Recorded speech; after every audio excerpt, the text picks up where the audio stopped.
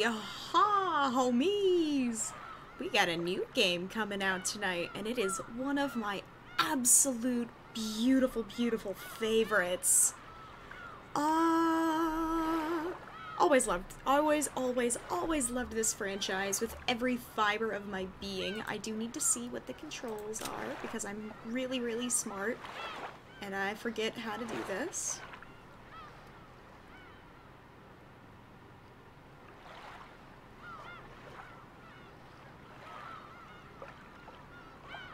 Nice. That helps. Very cool. Hopefully this won't be one where I do specifically need a controller, but if we do, I'll go ahead and put it on a quick break while I go grab a controller. So we'll see how she goes. Let's go.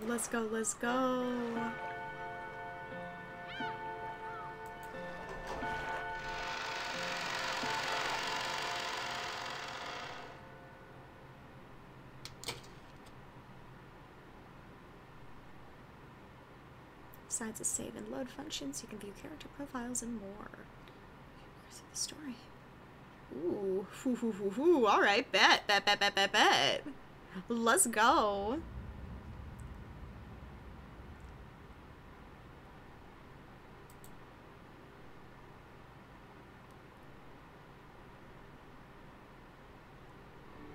Oh, when they remastered the graphics, oh thank goodness.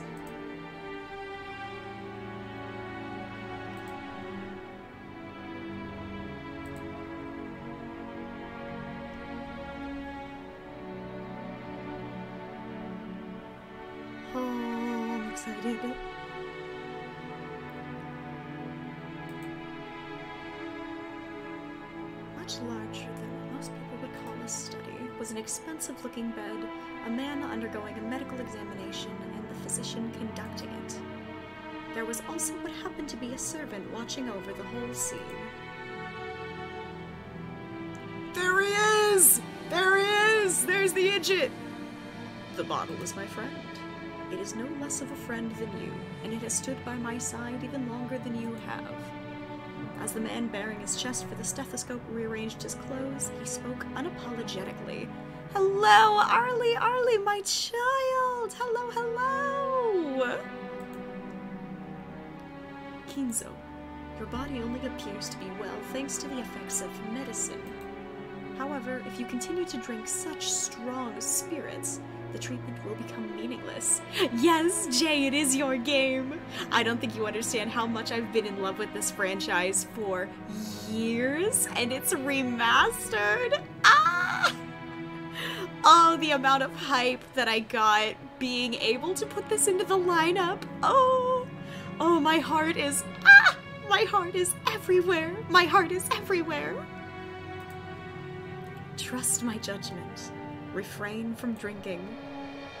I thank you, though only for the sentiment, my friend. Genji, another glass. Water it down slightly. That way Nanjo can save face. Oh my god, he looks so much better than he did! Oh! I miss the animated oh, I love him. After eyeing both the master who demanded the alcohol and the family doctor who forbade it, Genji, the old butler, silently gave a slight nod and carried out his master's orders faithfully. The family doctor, Nanjo, let out a deep sigh once again as he watched the butler busy himself alongside the liquor cabinet. There was a smell filling up the room. This sweet, poisonous aroma felt as though it melted the heart, if not the soul itself. It was the smell of that venomous green drink that the man couldn't bear to part with. Nanjo, you are my close friend, and we have known each other for quite a long time. I am deeply grateful for all that you have done to keep me alive this long. I have done nothing. After all, you never listened to my advice as your physician. Can't stay right now, but I'm happy you're excited and I might be back later. You're gonna love it. You're gonna love it. I think you're gonna love this franchise. So when you come back, tell me, and I will catch you up on what you've missed. And you never listen when I warn you about a mistaken chess move you're about to make. It seems only fair, does it not? Master? Thank you. I wouldn't die if I ran out of your medicine, but I would if I ran out of this. Disregarding Nanjo, who had his face set in a resigned expression, Kinzo took the glass that Genji was holding out to him. Very few people would associate that venomous color with an alcoholic beverage. Nanjo, be honest with me. How much time do I have left? Well now? How short must I make it to convince you to set the bottle aside? Nanjo once again let out a sigh of resignation. Then he finally spoke to Kinzo as the latter swirled his glass. You don't have long. What precisely do you mean by that? Let us illustrate it with the chess game here. You have very nearly achieved checkmate, but you have not yet cornered my king. Nanjo's gaze was directed at a side table with a massive chess set placed on top of it. Judging by the positioning of the pieces, the game seemed to be entering its final stage. Black's rook and bishop were cutting deeply into enemy lines.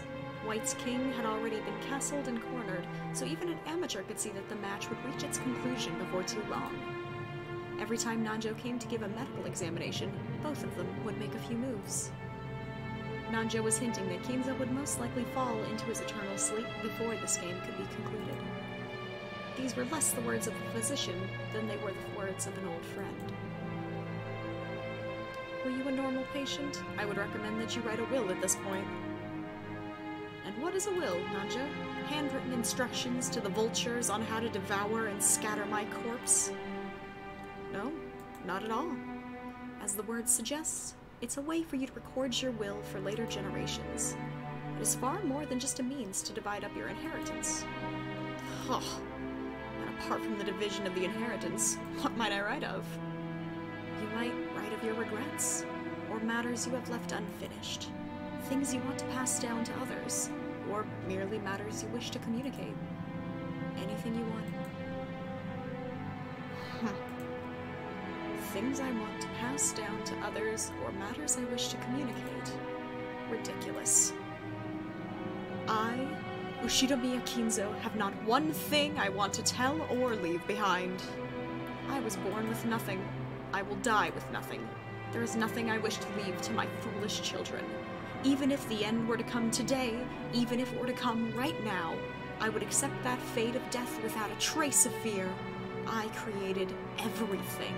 My fortune, my prestige, everything. Those were built up by me, and they will be lost along with me.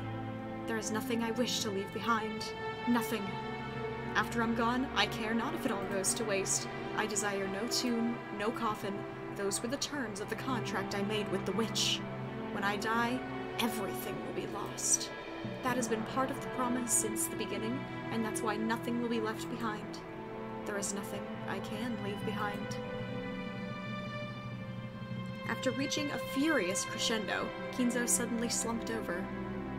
His expression was limp and feeble, as though an evil spirit had possessed him, and then left. However, I do have one regret. I have nothing to leave behind, but there is one thing I cannot leave undone. You would do well to write it down. Of course, it would be best if you could finish it before your time comes. However, even if the worst happens, those who come after you will carry it to completion. You must leave behind your regrets so that they can be resolved, even if you are unable to do so yourself. That is the purpose of a will. When Nanjo tried to gently pat Kinzo's shoulder, the dying man flew into a sudden rage and batted away Nanjo's hand. It's useless, useless, useless! It must be done while I still live! At the moment of my death, my soul will be devoured by the demons of the contract and wiped out of existence. For me, there will be no peace or another world after death. That's why everything must be completed before I go. That's why a will has no meaning for me. And even if I had a chance to write such a thing, if I did have such a chance, I'd want to see it. I want to see it one more time. I want to see Beatrice's smiling face one last time. Oh, Beatrice, why have you resisted me for so long? I'll return everything you have given me. I am prepared to lose everything. So please, show me your smile just one more time. Beatrice, I beg of you. You must be able to hear my plea. That's the kind of woman you are. I beg of you, show yourself to me. You're here, aren't you? You're standing there, invisible, listening to every word I say, and even now you're mocking me from somewhere in this room, aren't you? Please, appear before me once more and smile. Feel free to scold me, even snatch away my life with your own hands if you so desire. I don't want to die alone like this. I cannot let myself die until I've seen your smile just one more time. Beatrice, Beatrice. I offer up this life of mine. I offer it up to you. I'm begging you, Beatrice.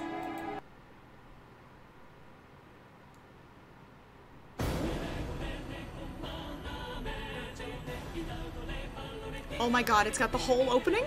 Hey, yo!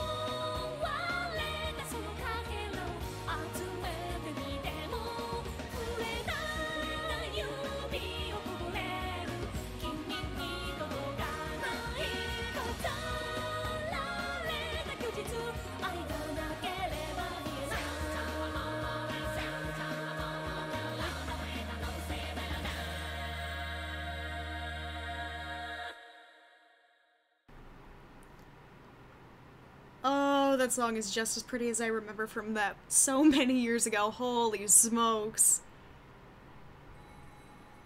I miss that song. I miss that song so much, and now I know exactly what I'm binging later.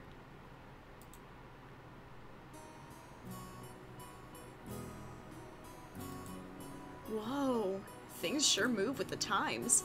I can't believe we'll be able to make the trip in just 20 minutes. Couldn't help but scratch my head and marvel at how far things have come in recent years. We used to go by boat. Back then, we were all forced to endure nearly half a day of swaying back and forth over the sea before we reached Nijima. Things have gotten so much more convenient these days. Still, I've never been on a plane this small. I've flown in a huge jumbo jet before, but this will be my first experience in such a tiny one. It's gonna shake, isn't it? They say smaller boats shake more than big ones, so I guess the same rule probably applies to planes? Just spare me. Don't worry, Battler. It shakes much less than the boat did. Oh my god, the art for them is so much better now. Oh my god, my boys! I've missed them. Is that you, George?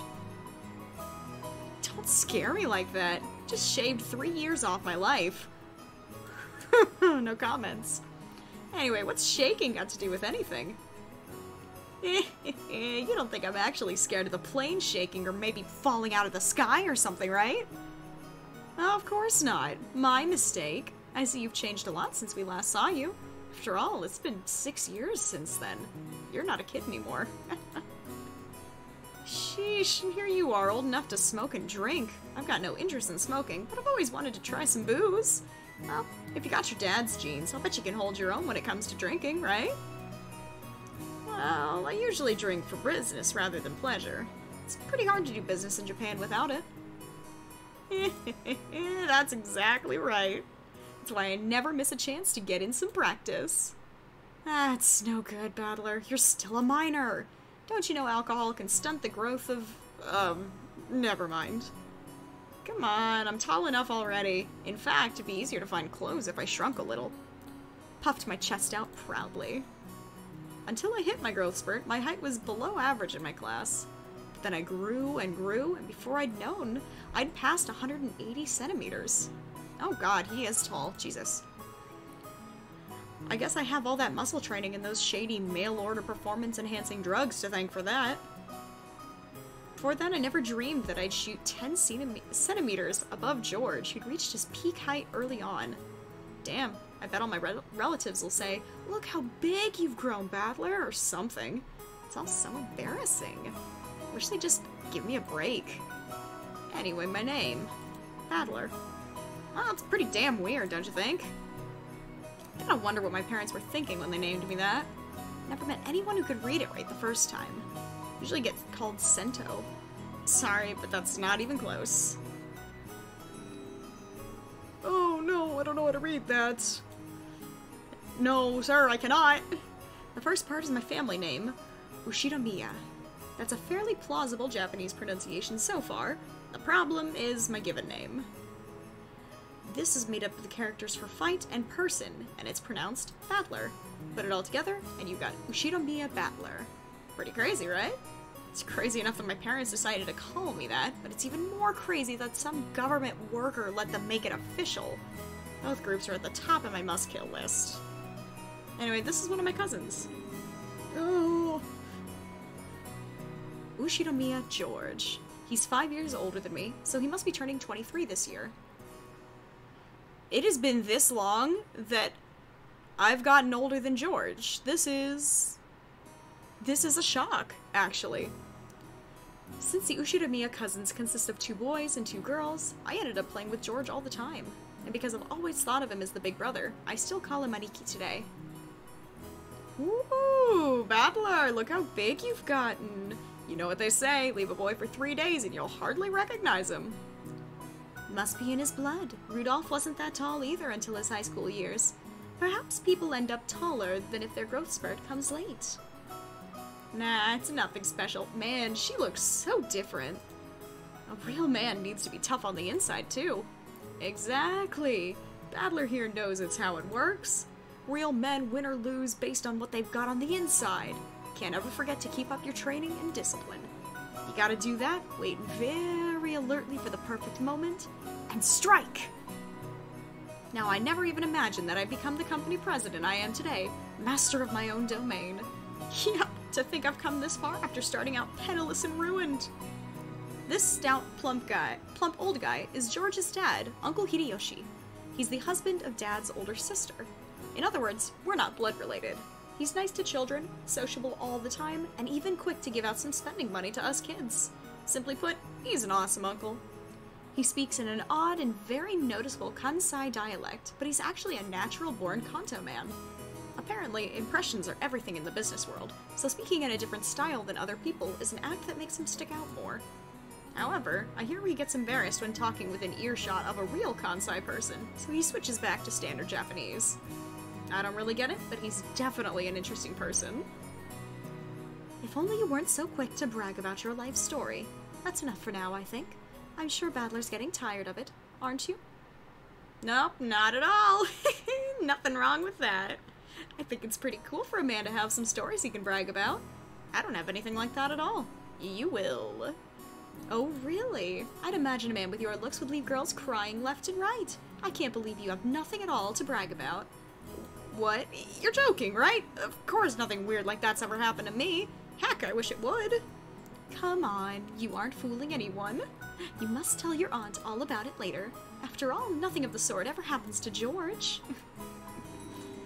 This is George's mother, Aunt Eva. She's my dad's older sister. She and Uncle Hideyoshi are a pair of jokers, and they've always teased me, back as far as I can remember. This sometimes made them a bit hard to get along with when I was small. Well, I guess the events of the last 30 seconds prove that they can still be hard to get along with. Even so, George's family is interesting and fun, and they always seem to get along just fine. Sheesh, that's pretty much the total opposite of my family. What had they done to you, ma'am? Battler, have you seen Rudolph? Huh? He headed off to the bathroom a while ago. Is he not back yet? Maybe the poor geezer dropped dead. That's no way to talk about your own father. Still, this isn't the first time he's taken so long in the bathroom. Yeah, the guy's always been that way. Does he really have to take a magazine with him every time he needs to take a dump? And what on earth's he doing in there with those particular magazines? Oh, you don't need to worry about that at all. Since we've been together, I haven't let him do that on his own. Ah! Oh, I'll have to get the juicy details later. Sounds like Dad's got his balls in an iron grip. You know exactly what would happen with that man if I didn't keep a tight grip, don't you? No kidding. You're the only one capable of reining in that old bastard. As a son, I am more than happy to let you take over. Yes, leave it all to me. After all, that's my specialty. This woman is my father's wife. Her name is Ushiromiya Kiri. As you can probably tell from our conversation, she's not my real mother. She's basically my stepmother. My real mom died 6 years ago, and Kiri is the woman Dad married afterwards. It's understandable for someone my age. I could never bring myself to call his new wife Mom. And I doubt she feels like using the word son on this massive kid who has no relation to her at all. We aren't little kids. We know there's nothing to be gained by fighting, so we've decided that we won't force ourselves to pretend that we were family. I've decided to act a bit more frank with her, acting as though she's a friendly neighbor instead. It's much easier if we just keep a little distance instead of forcing ourselves to act all close and making each other uncomfortable. Kiri has always been very open about all of this, and thanks to that, we've been able to get along pretty well. Then, just when we were bad-mouthing Dad about being in the bathroom, the man himself came back, wiping his hands with a handkerchief. Blech. Battler. Hey, what's up, Dad? Ow! Don't pinch my ear! So you've been talking trash about me with Mom again, haven't you? What makes it so hard to show a little respect for your father, hmm? Ow! Damn it, that hurts! You can stretch my ear all you want, but I'm not gonna be able to fly. That hurts! Come on now. Up, up, down, down, left, right, the Konami code. Now say, Father, please forgive me for being so rude. Like hell I will. Go find yourself some members-only store if you want it that much. Ah, let go! This old bastard is my dad. I think I'm pretty tall myself, but Dad's just about as tall as I am. It's no surprise Aunt Eva started talking about Dad's blood when she saw my height. By the way, my height isn't the only thing I got from it. Seems having weird names runs in the family. Dad's full name is written like this. You can't read it, can you? Come on, it's just this. Anyway, this guy's name is pronounced Rudolph. He really must hate Grandfather for giving him that name. Still, that's no reason to pass that weird naming tradition on to me. As the old bastard twisted my ear all over the place, Aunt Eva snuck up behind him and grabbed his ear. Hey, Rudolph, you should know better than to go physically abuse your son. That hurts!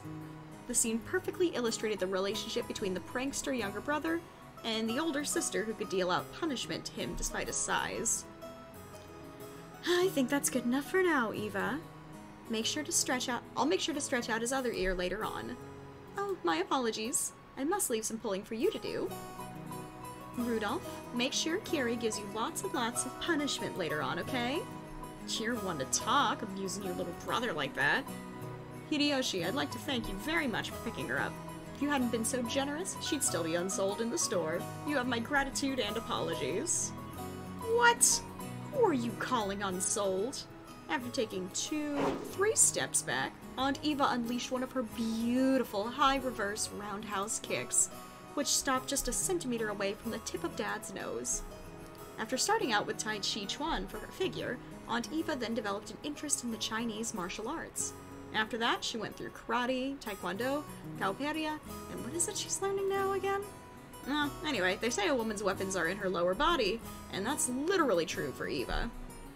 Rudolph, did you know that a single direct blow to the side of the head like that would knock you unconscious? Not so long ago, I accidentally connected in a practice match and my opponent was out cold. Sheesh, what a pain. I'm sorry she can't help walking like a freak. Dad, completely unfazed, shrugged and smiled ironically at Uncle Hideyoshi.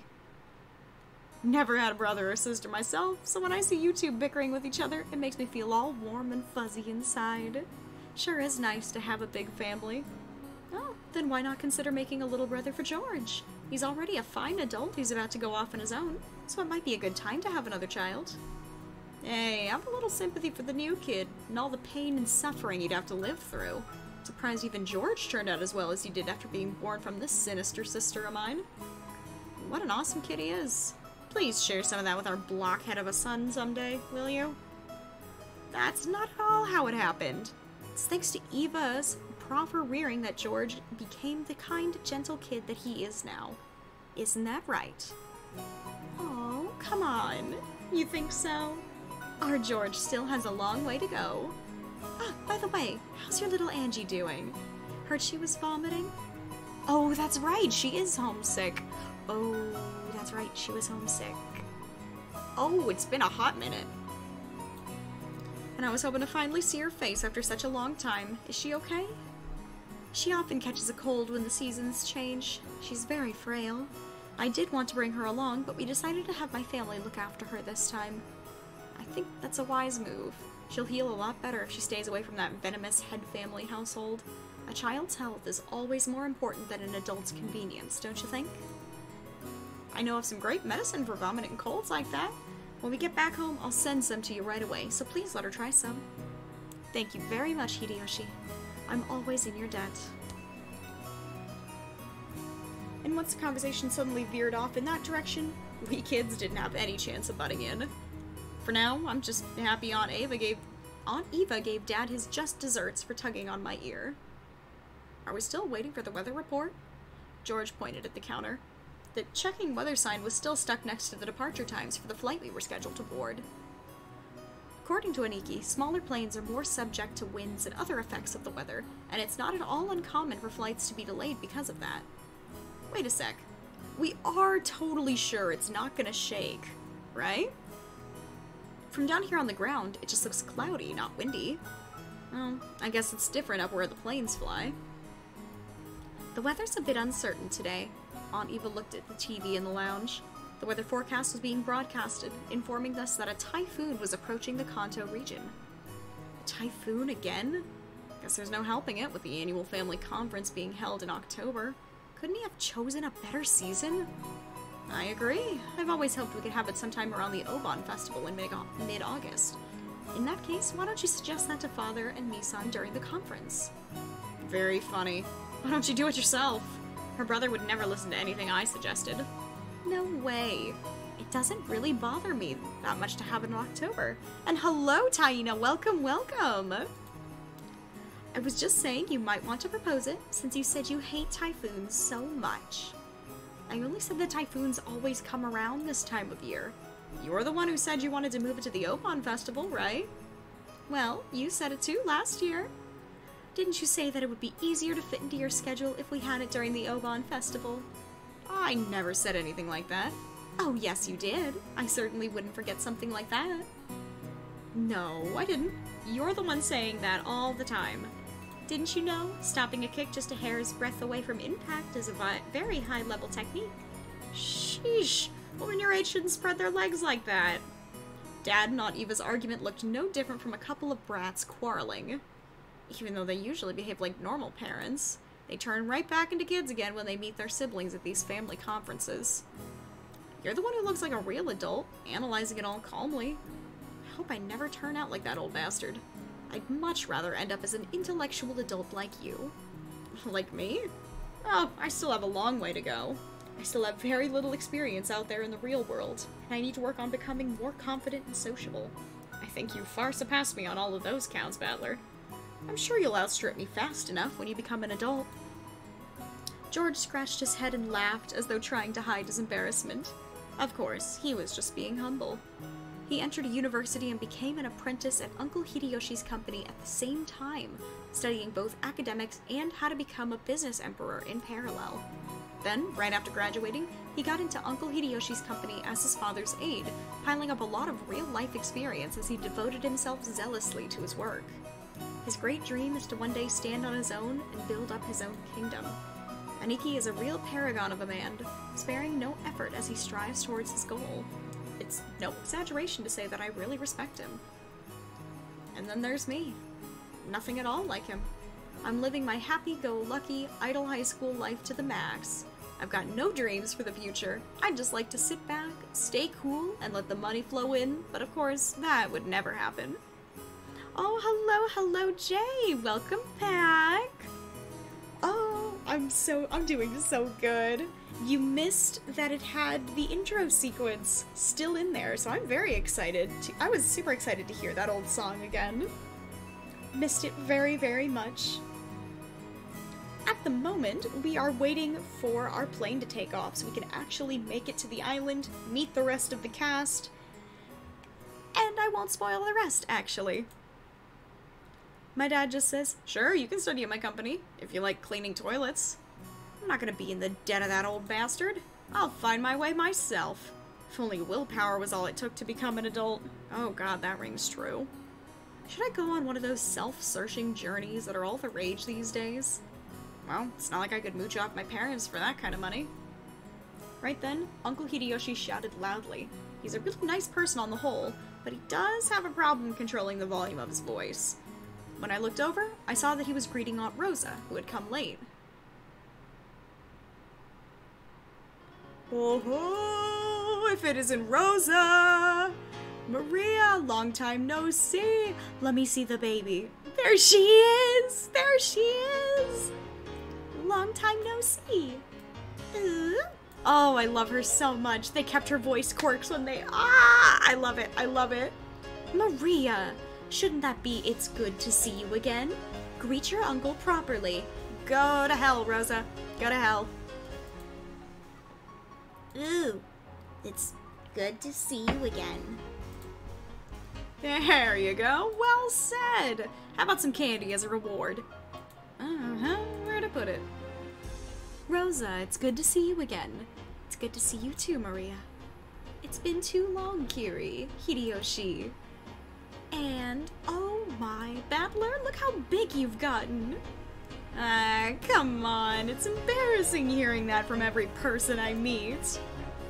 Hey, Rosa, you're late. If the plane was on time, you'd have barely made it. I'm sorry, we had some trouble making our train connection. So, are we waiting on the weather again? Oh, don't complain. I much prefer the 30-minute plane trip to spending 6 hours bouncing around on a boat. Even if we're waiting here for an hour, it's still much faster overall. Maria's gotten huge, too! So how tall are you now? So how tall am I now? Maria parroted Uncle Hideyoshi's question, looking up at her mother. I guess she doesn't remember her own height.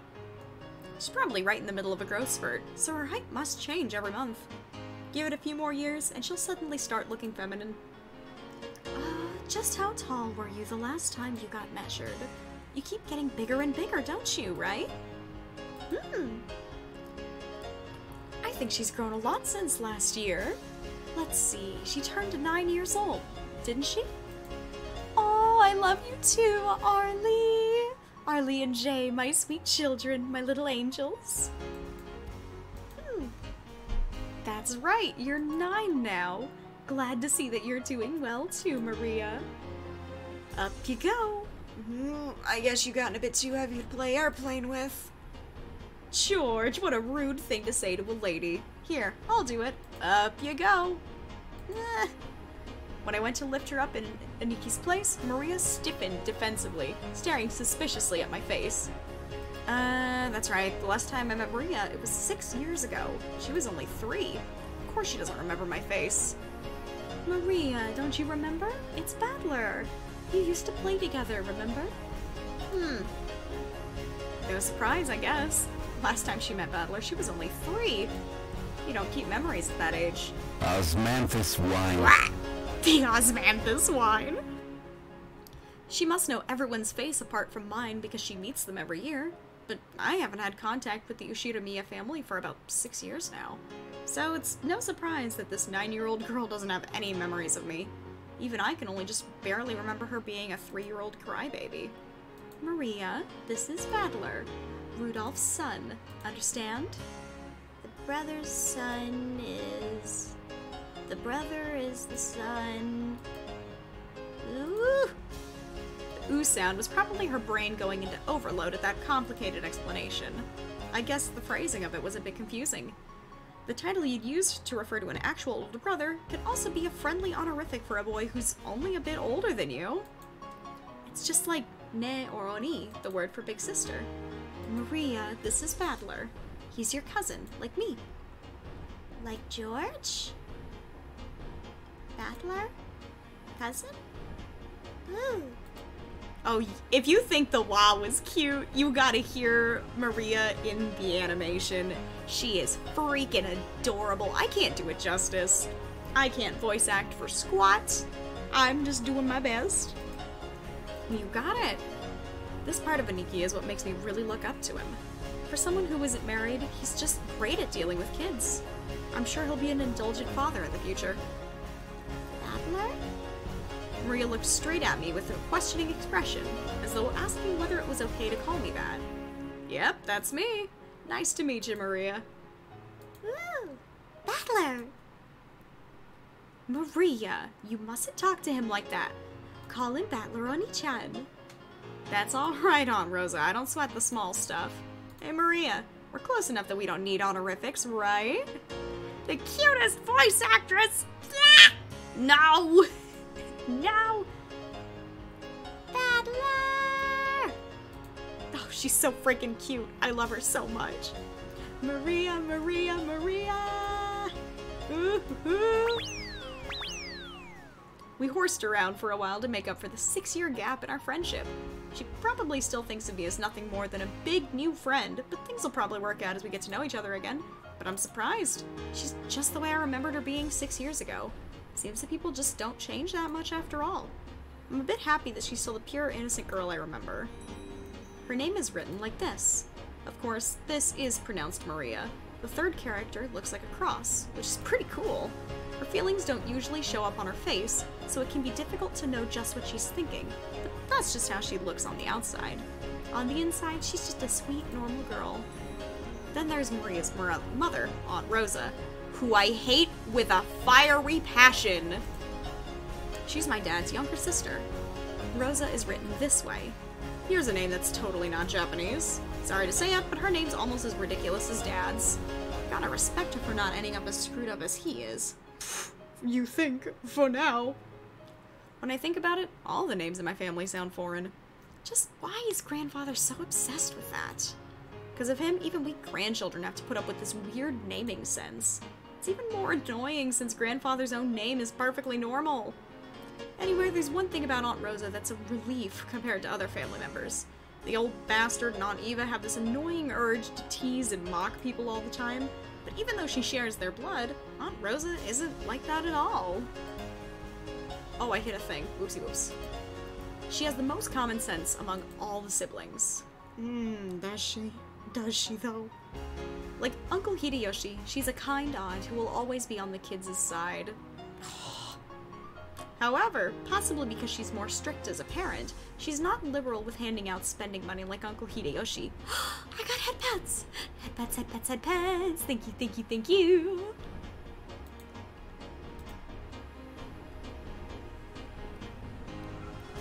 Okay, now we have the entire group of family members who are going to board the plane. At that moment, as though it had waited for all of us to arrive, an announcement rang out through the lobby. Our apologies for the delay. Boarding will now commence for Flight 201 to Nijima. We ask that the passengers please form 2 lines in front of the counter behind the white line. Rosa, you still haven't gone through boarding procedures, right? Hurry up. Oh no, Maria, come on. We had to go through a metal detector before going out on the runway. Our small plane wasn't as massive as an international flight, but it was still a plane. A staff member holding a metal detector checked us all. Once all of us cleared the check, we followed the staff member out onto the runway. Come to think of it, everyone here is in the Ushiramiya family. It's like this is a reserved charter flight or something. Our group stopped in front of the entrance to the airplane. Then, our guide turned around and spoke, looking down at the passenger list as he did. Boarding will now commence. As I call out the names on the passenger list, please take your seats in order, starting from the front row on the right side, going right to left, then on to the next row. I will now begin reading the passenger list. We got the god of Italians! Hey, yo, you wanna make me some pasta? Food sounds good.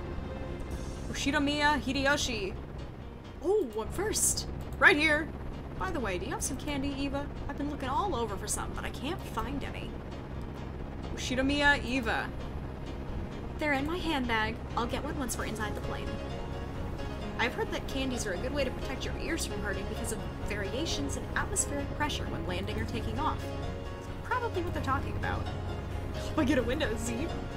Don't worry, there aren't any other kinds of seats. As George said, there were apparently only 2 lines of seats. So this is what a small plane is like. We are totally sure it's not gonna shake, right? Oshidamiya George. Right here. Don't worry, Battler. It won't shake too much. Ushidamiya Battler. What do you mean not too much? You can just swim if you fall from a boat, but if a plane crashes, you're screwed, right? We all get our own parachutes in our seats, don't we? Wait, we don't? Ushidamiya Rudolph. Come on, Battler, stop standing there slack-jawed and get in.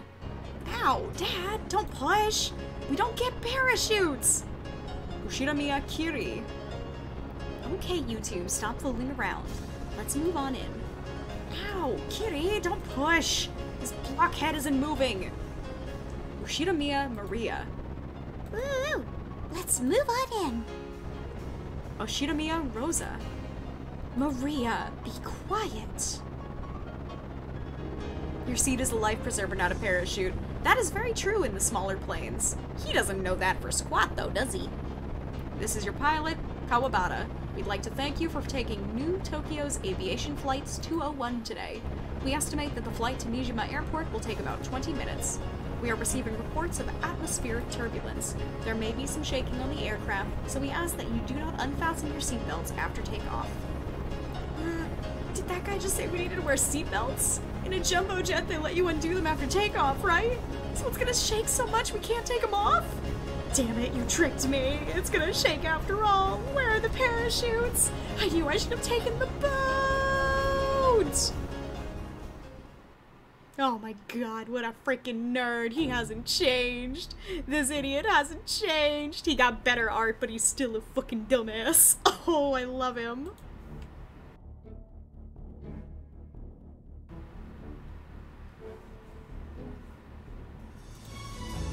Oh, does this do, like, POVs of who's thinking? Because that is nice. Let me in. Oh, never mind, it's just telling us who's all in the plane, I guess. This guy sounds like the coward who would survive the crash in the forest and then die of starvation. Bruh, he would. Dude, beginning of franchise Battler is a fucking idiot. End of franchise Battler is not much better. But, like, he's not as stupid, he's just dense.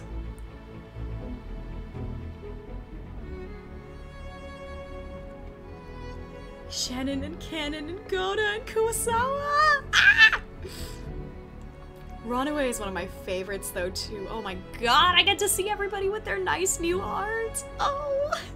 I'm so excited! Ah!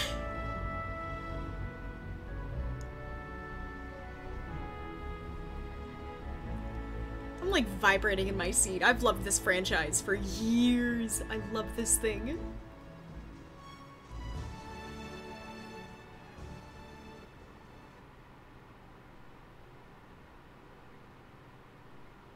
Hopefully the game will get through what the animation didn't, because man did it take me a while to binge the manga. Should have taken the boat. The boat. Fall! Fall! I figured I saw like every installment of it on your wish list, so leave me be. I've loved this franchise forever. And the manga's out of print, so I only have 4 volumes, and they're not even in order, because they're so hard to find. Ugh. I'll have to figure out which ones I'm missing and figure out how to track them down. Maria, that's enough! But what a surprise! I thought there was nothing that could scare Battler. This guy can't handle vehicles for some reason. Always yells about falling and sinking and stuff. You're a disgrace of a man, you are. Ah, shut up. That thing was seriously shaking way too much. Just got a little stressed since it was my first time on a small plane like that. Oh, that is a big rip, Marshall. You call that a little stressed? Sounds like it'd be fun to take an overseas vacation with you, Battler. Would you like to go to Egypt with your aunt? You'd get to ride a plane for a full 14 hours. That's a good plan. Battler, you should go let Eva toughen you up some. Still, it's so hilarious. I was super into Nijima Nagima or Najima. I'm not sure how to pronounce that. And now I heard it's no longer printed and it didn't even finish? Oh, my heart would shatter. Oh, that would suck. Everyone's got their own strong and weak points. It's bad to laugh at them. Dad, you're laughing too. Hey, Maria, you shouldn't laugh anymore. Shouldn't laugh anymore? Huh? Ah, damn it. Is being scared of planes really such a big deal? Everyone obviously thinks I'm a big oaf now.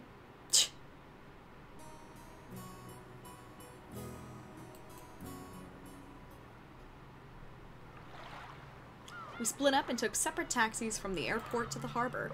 From there on, we would be taking a boat to the island. The islands are right next to each other, so the distance of the trip wasn't that great. By boat, it was a leisurely 30 minutes to the island. When we reached the pier where the boat to the island was anchored, we saw a figure waving at us. Who is it? Yes! George, it's been so freaking long! Ah, Jessica, it's been a year since I saw you. You've gotten taller again, haven't you? Don't give me that. It's embarrassing when you say it every year. Hey, you've got to be kidding me. Is that really Jessica? Wait a sec, George. Is this Babbler? We both stared at each other. She definitely didn't look like that in my memories, but I do remember her crazy way of talking. Yeah, 6 years does a lot of difference. Yo, Jessica, what's this now? You're kidding me. You look like a woman now. What are these, boobs? Even you managed to get a chest? Let me rub him, let me see. Smack him. Smack his ass. Don't screw around with me. I'm a blushing flower of 18. Of course my hair grew longer and I got these. What, you think I got boobs just to get fondled by you, loser?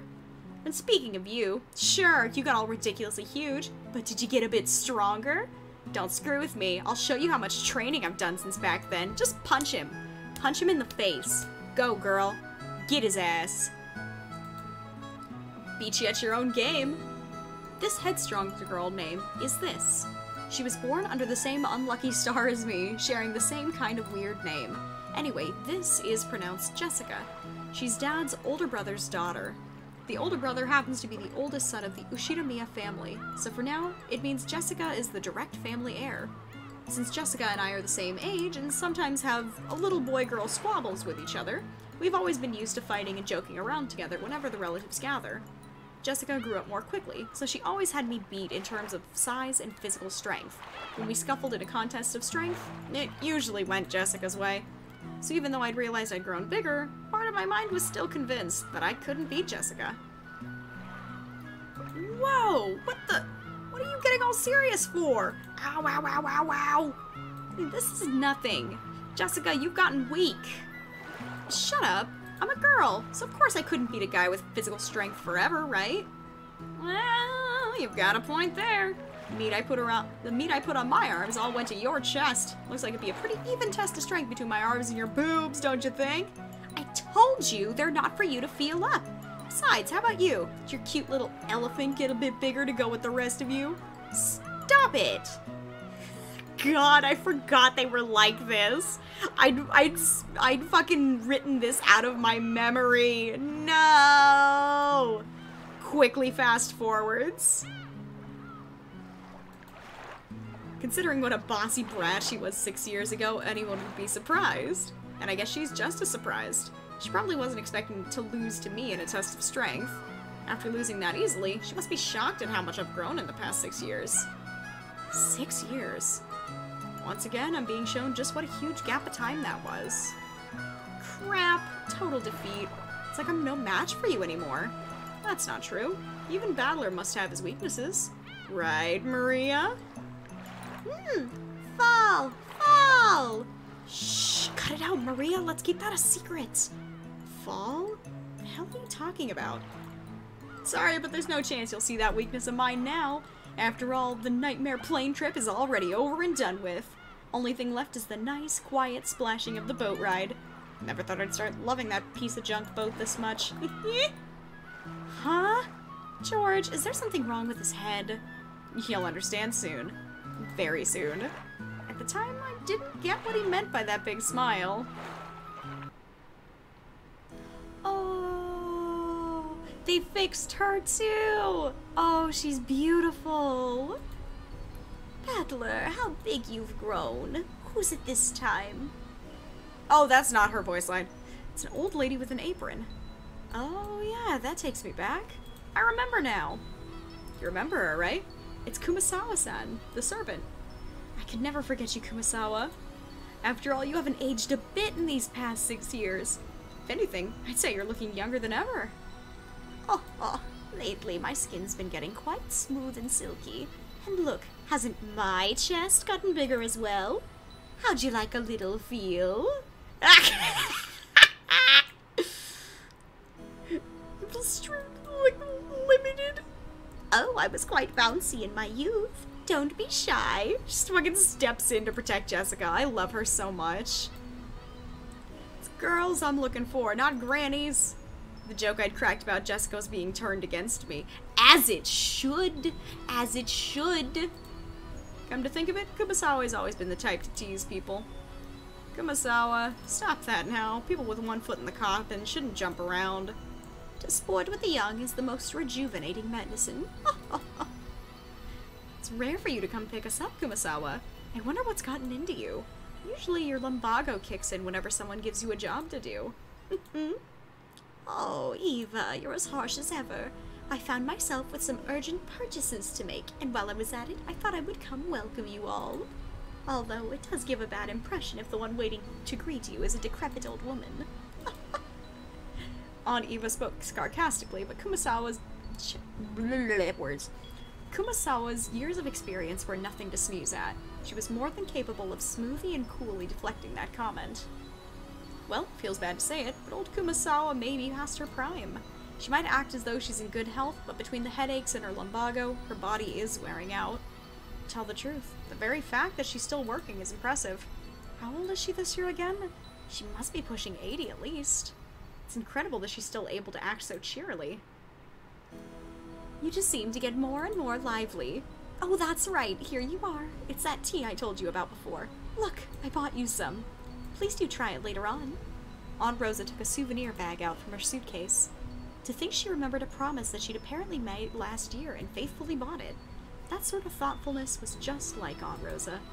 She wasn't the kind of person who would forget or break a promise.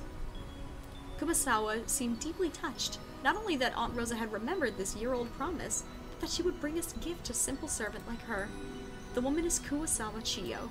She's a senior servant who's been working at the Ushidamiya head family household for many years. As you'd expect from someone her age, manual labor isn't her strong point, but she's a kind of super servant who can handle just about everything else, from kitchen work to cleaning and laundry. It seems like her only flaw is a tendency to slack off. I hear she tries to get away from her heavy or troublesome work by playing up her chronic diseases. In Kumasawa's case, this was probably a sign of craftiness rather than laziness, though it probably doesn't impress those paying her salary. Ah, well, even if she's pretty flaky when it comes to work, I could never dislike her. I guess that's probably because of her cheerfulness and her constant smile. Hey, glad to see you're still in fine spirits. How's your back doing then? Even with the medicine, it's not getting one whit better. According to the doctor, nothing can be done for this one. It's what you might call an incurable disease. Anyway, Jessica just keeps getting prettier. Good thing she takes after Nazi. Really? Personally, I don't think we look alike at all. I mean, I don't even want to be like my parents, because I got zero respect for them. Now, you shouldn't say such things, though there are quite a few people who don't want to be like the parents in our family.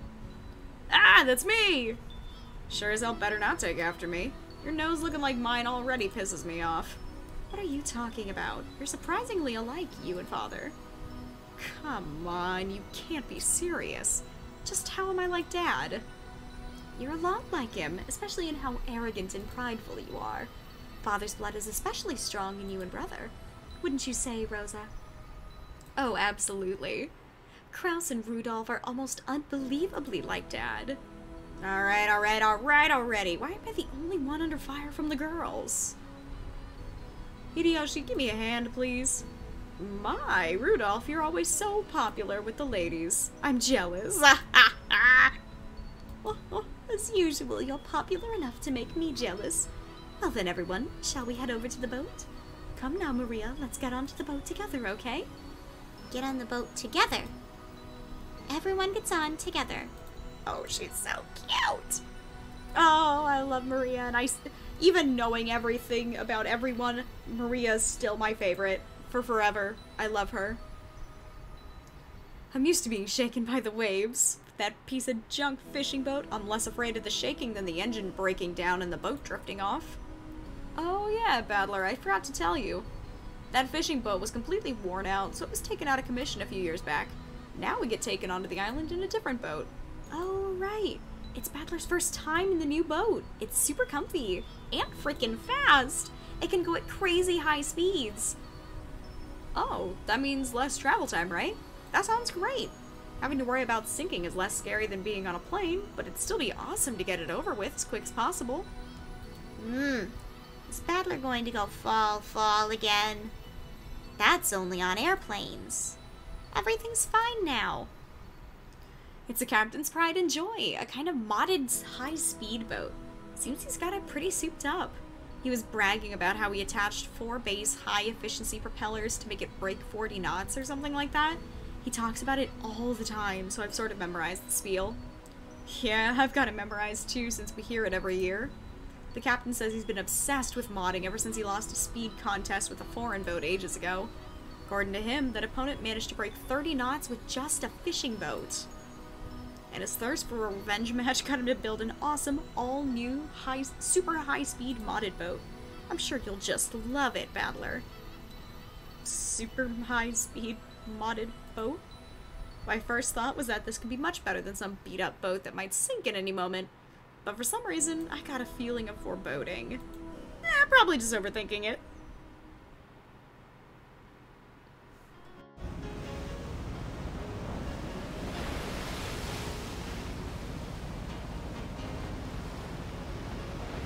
Hey, Battler, maybe you should just swim to the island. Battler, you shouldn't lean over the railing too much. You might fall. Fall! Damn it. So this is why you were all grinning back there. So this is the super high-speed boat that the captain started modding. Oh yeah, that piece of junk fishing boat from 6 years ago doesn't hold a candle to this guy. It's shaking, it's shaking, it's shaking! Gonna fall! Gonna fall! If I fall, I'll land in the ocean and drown! Where's the parachute? I mean, where's the buoy? Give me a life jacket! God, what a pansy. I kind of miss him being a pansy, honestly. The heck are you doing that for? Jessica, Maria, it's not nice to tease. Battler, if you're scared, then just don't come out on the deck. I think you'll be able to calm down a bit if you go inside the boat. That's a no thank you. Shipwreck victims are always the ones inside the boat. The survivors are usually those on the deck during the accident, so I'm staying right here. But it's shaking. I'm gonna fall. Gonna fall. Maria, I told you to behave yourself, but Battler, it looks like you really can't handle it. I'll go tell the captain to slow down for you. Whoa, Aunt Rosa, thank you. I can tell you now that safe, slow driving is definitely way to go, even on the sea. Don't do that, Rosa. Trials and tribulations are important for young men. Isn't that right, Battler? You better be able to overcome a little scare like this. Otherwise, you'll never be able to go to Egypt with your aunt. Aunt Eva, you're so mean. Oh no, I'm gonna fall. Oh, what a dunce. I miss this dunce. What's the enemy aiming for? Bruh.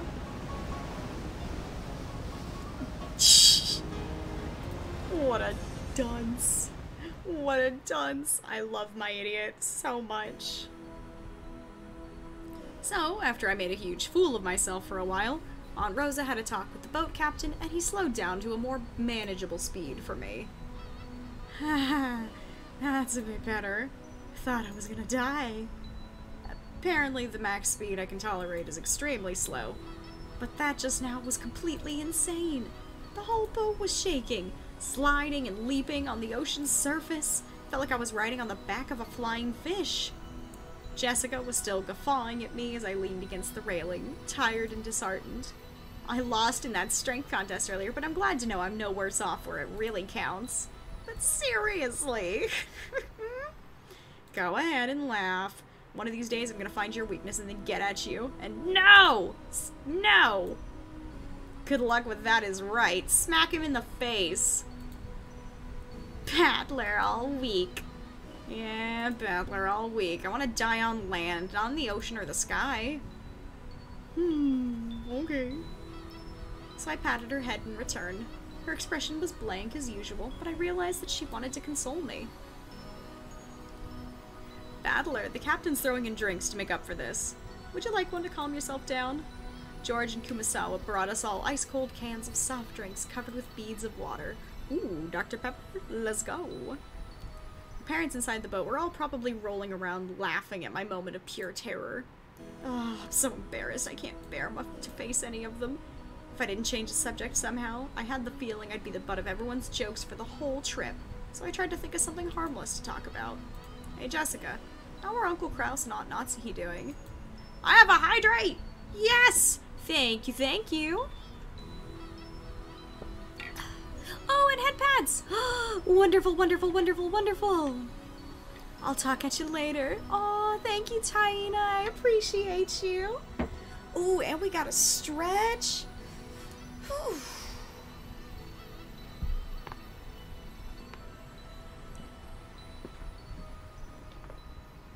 Ah, my spine appreciates it. Oh, let's get that posture in there. Beautiful, beautiful. Ah, my spine thanks you. Unfortunately, they're fine. Though every other word out of their mouths is study, study, which pisses me off. I'm so jealous, since it doesn't look like Uncle Hideyoshi or Uncle Rudolph would say stuff like that. Oh no, before I had my exams, my parents kept pressing me about it over and over. I thought it was annoying then, but now I'm grateful. Ha! I knew it. You really are awesome. Anyway, I have to look after myself. No one tells me what to do. Well, it's not like I just listen if they did. Battler, have you still not returned to your parents' home? Well, I kinda go back now and then. Got lots of clothes and stuff left at the house I was living in until recently. Battler has 2 houses? Something like that. Why? Why do you have 2 houses? Only Maria, who couldn't really grasp the situation, voiced this naive question.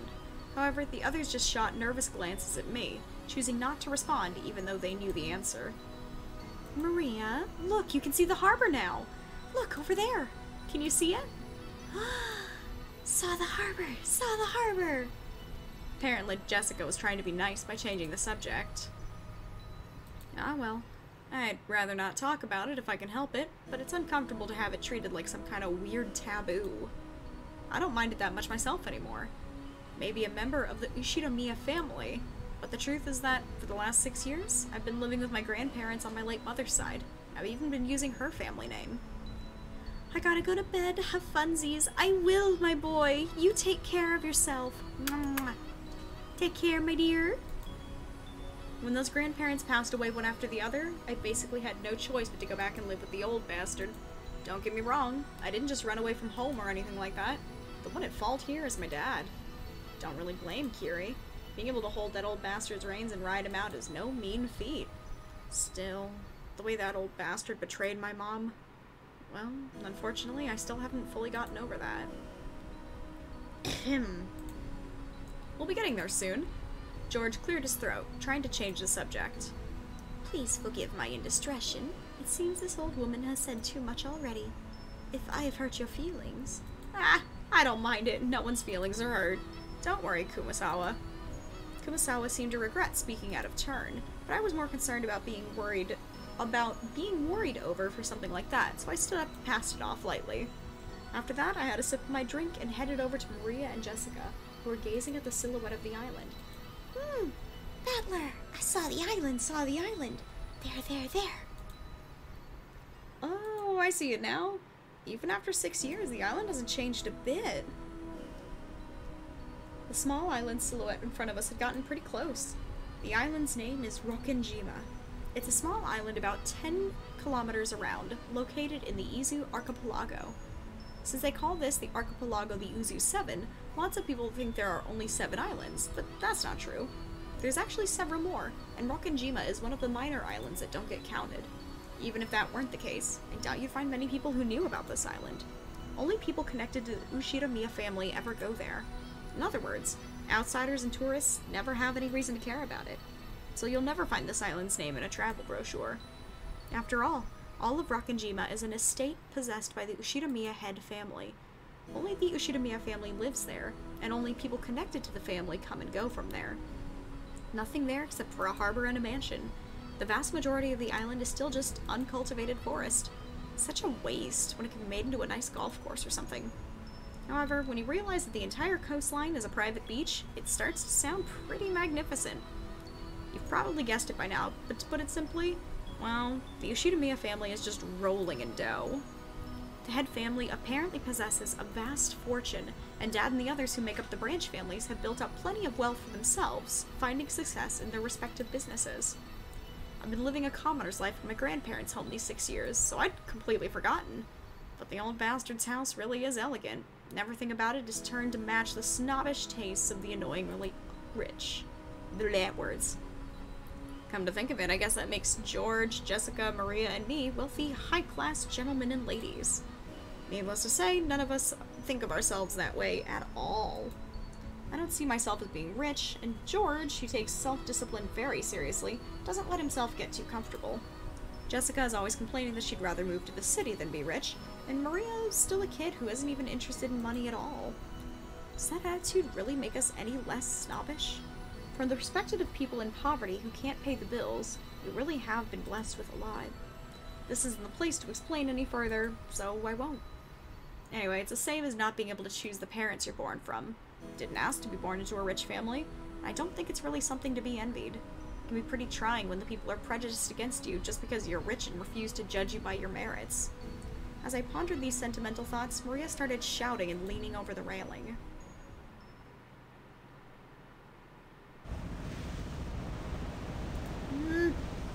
Gone. What's wrong, Maria? Did you drop something? Gone! Maria kept yelling, gone, gone. At first, it sounded as though she'd dropped something, but while she shouted, she also pointed out over the ocean. What's wrong? What's gone? I'll look for it too if you want. What is it? If she'd dropped something, she probably would have looked down at the floor, but Maria was pointing out over the ocean. One would assume by that gesture that she had spotted something, but she kept saying that something wasn't there. Strange. However, since my last memories of this place came from 6 years ago, I was able to spot it before Aniki, who comes here every year. Huh? If I remember correctly, wasn't there a torii or something on top of a small crag around here? That's right, it was definitely there.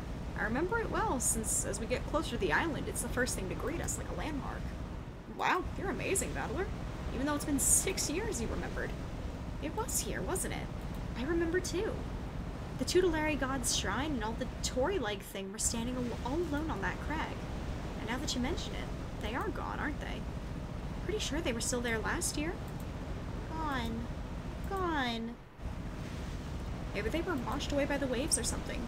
It was a small crag, so it probably got worn away over time. Well, that's my theory too. It was last summer that it disappeared, but they say an enormous lightning bolt came crashing down one evening and smashed the shrine. The fishermen whisper that having a thunderbolt fall upon our honored tutelary god must be portent of approaching misfortune. Kuwabara. Kuwabara. Kumasawa smiled impishly as if teasing us, rubbing her hands together while intoning a Japanese phrase meant to ward off lightning. However, Maria apparently took this seriously, and stared fixedly over the ocean to where the crag housing the shrine god was supposed to be. A portent of misfortune. Enough, Kumasawa. Maria isn't old enough to get that kind of joke. It's okay, Maria. It's just a coincidence. Nothing scary's gonna happen. George put a hand on Maria's shoulder to calm her down, but Maria's sharp-eyed expression didn't waver. Misfortune. Misfortune. Maria muttered that word over and over. Apparently, repeating a single word over and over is also a habit that Maria's had for a long time. However, since the word that she was saying was an ill omen, it was a bit creepy. Hey now, Maria. If you say it over and over like that, misfortune really will end up happening, you know? I tapped Maria's other shoulder. Maria whipped her head around, stared into my face, and spoke unblinkingly. Ugh. Misfortune is coming. Huh? And just where is it coming from? I answered lightheartedly, trying to break the tension in the air. At that moment, Maria held up a finger, raised her arm high, and pointed up to the heavens. When I looked up, I saw that the sky was still just as cloudy, but it had grown a great deal more leaden than this morning. That's right, they were saying that a typhoon was approaching. We had planned to spend one night on the island, but if this storm doesn't pass quickly, I won't be able to make it to school on Monday. Well, guess it makes for a pretty good excuse to be absent. She apparently sensed some kind of misfortune in the cloudy sky. She's been muttering that for a while now. Girls at Maria's age tend to be very impressionable. She's just about the same age that many girls start to get excited about sixth senses and whether they have any psychic potential and stuff. For all we know, this might be due to her childish, sensitive nature. It's okay, Maria. The weather might get worse tonight, but tomorrow it'll clear up and become a pretty blue sky. Pretty blue sky. That's right. By tomorrow, it'll be a pretty blue sky. There's no rain that doesn't end, and no clouds that never clear. Rain that doesn't end. Clouds that never clear. I know the typhoon's coming, but soon it'll go away. It'll be okay, Maria.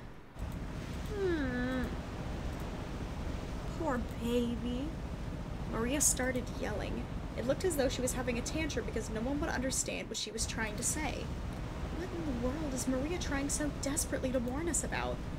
Unable to understand her, we couldn't help but feel a vague sense of misfortune.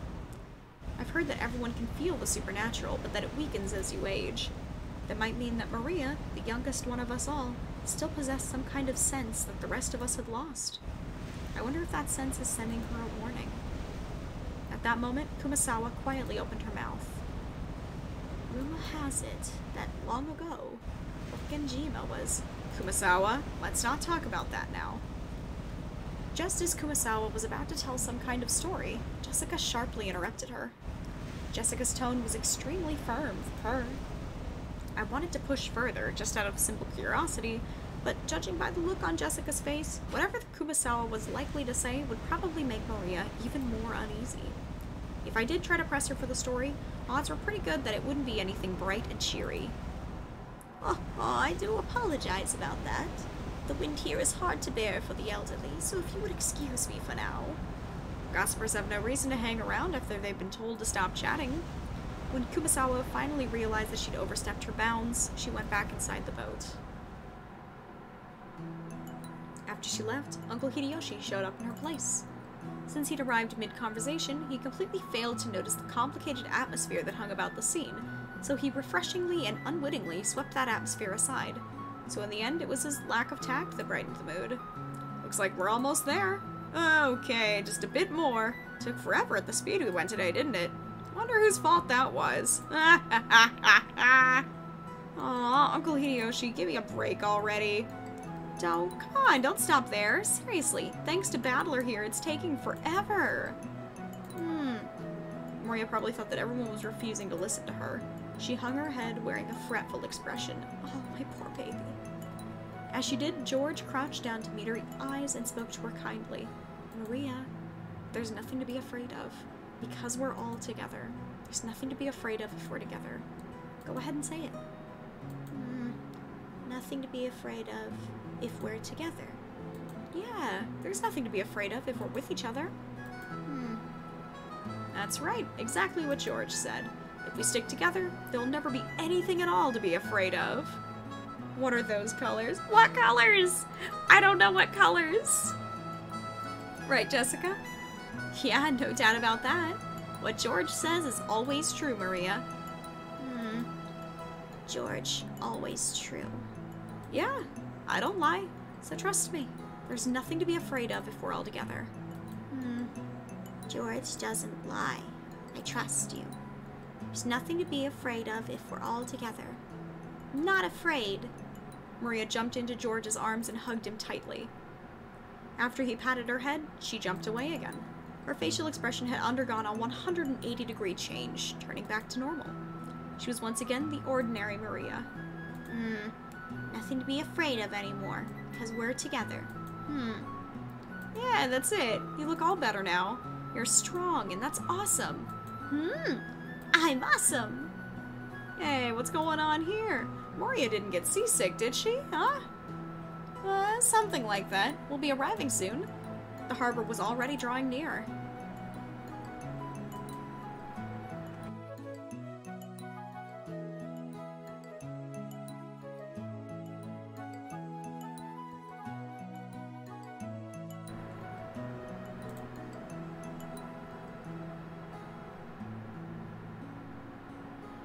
There's our prologue, done and beautiful. Hopefully now we actually get to jump into the mysteries.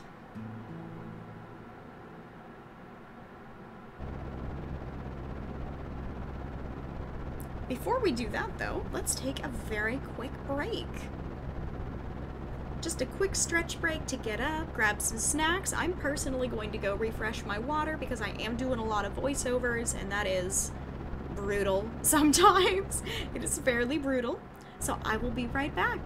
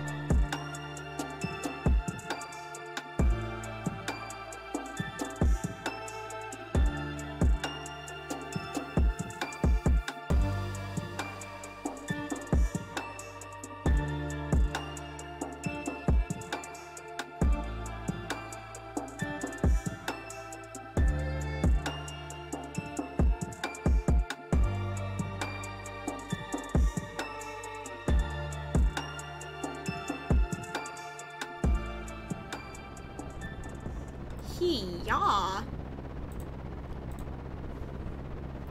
Let's see if we can get into chapter 1. I think there are 4 more people to meet, and then the fun shit starts. The boat driver came out and jumped to the pier with the mooring rope. A large man in a tuxedo was waiting there for us with a warm smile. I didn't recognize his face, but judging by his clothes, I guess he was a servant of the Ushinomiya head household. Welcome home, milady. You were so late in returning that I began to worry. Aw, thanks for caring. This moron got so scared we had to slow down. It was seriously annoying. Shut up. Someday when the shoe's on the other foot, you'll remember this. At any rate, word will spread to the whole family, and I'll be the big conversation piece during dinner. Even without this, everyone would be talking about me because of that 6-year gap, but now I've given them an even juicier topic. Hello, Internet.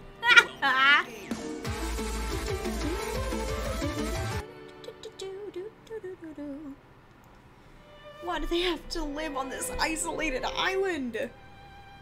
'Cause it's a status symbol, my guy. In the meantime, the boat had finished its mooring. A small plank was lowered so that we could get down. One by one, our parents came up from inside the boat. You must be all quite tired from your long trip. Madam, please allow me to assist you. Thank you. It's been a while, Goda. How are you? I thank you for your concern. It is always my pleasure to serve. Goda looks very different than I remember him. Isn't this your first time meeting Goda? If I'm not mistaken, you weren't working here 6 years ago, right? Indeed. So please, allow me to greet him for the first time. It is an honor to meet you, Battler. I'm pretty confident about my height, but you're huge. This is definitely our first meeting. I'd never forget meeting a big guy like you. It's a pleasure. I'm Battler. I was looking forward to meeting you. I am Goda, your servant, and I have been working for the Ushinomiya head family since the year before last. It is a pleasure to make your acquaintance. If there is anything you need, please feel free to rely on me at any time. Goda, it's been some time. It has been too long, George. Please, allow me to assist you. As usual, you're a pro at welcoming guests. If you ever need a job, just let me know, okay? I'd hire you anytime. You do me too much honor. Please allow me to assist you, Hideyoshi. Goda then lent a hand to everyone as they disembarked, greeting them as they passed. His speech and mannerisms had the refined polish of a professional. He was very graceful, in contrast with his initially tough-looking appearance. His large size made him seem a bit scary at first, but he was much more polite than my first impression had led me to believe. He claimed to have served on the island for 2 years, but he had doubtless worked at a similar job somewhere before. After everyone disembarked, the mooring rope was untied and the boat started to steer away from the harbor. It was probably returning to its home port on Nijima. The captain waved his hand in farewell. Maria conscientiously waved her hand back. Now that I think about it, that must be why I felt something out of place for a while now. I can't hear the cries of the seagulls. Seagulls? The birds? If I remember correctly, whenever we came to this island in the past, the seagulls always greeted us with their lively "nyan, nyan" cries. Because of that, whenever I hear the cries of the seagulls anywhere else, I get the feeling that I'm coming to a family conference. Except for the small part of the island where those of the Ushinomiya head family live, Rokkenjima has been left uncultivated, which apparently makes it a paradise for wild birds. We gotta hydrate! I got some fresh water! Let's go!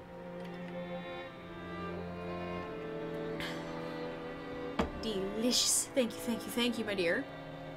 Supposedly, there was a cliff somewhere that housed a huge seagull colony, so this island was always full of them.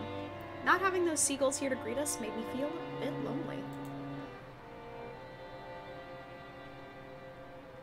What's wrong, Battler? Oh, Aunt Rosa.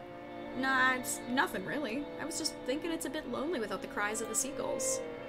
That's true, now that you mention it. Even though they're always so noisy, today there isn't one to be seen. Why no seagulls? Maybe it's because the seagulls are having a get-together somewhere, too. Maria, did you want to see the seagulls? Wanted to see them. Still, it's a bit strange there isn't even a single one around.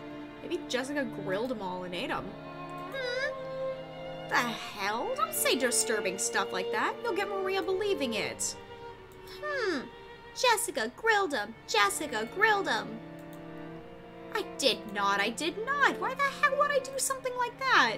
That's right. Jessica grilled them. Skin and meatballs, liver and onion.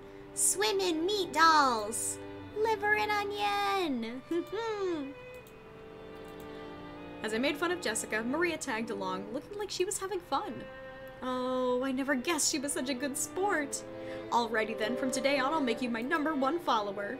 As I smiled at her, she beamed, looking overjoyed, possibly because she was happy about this little connection we'd made. That's not it, Maria. I've heard wild birds are attuned to changes in the weather and atmospheric pressure.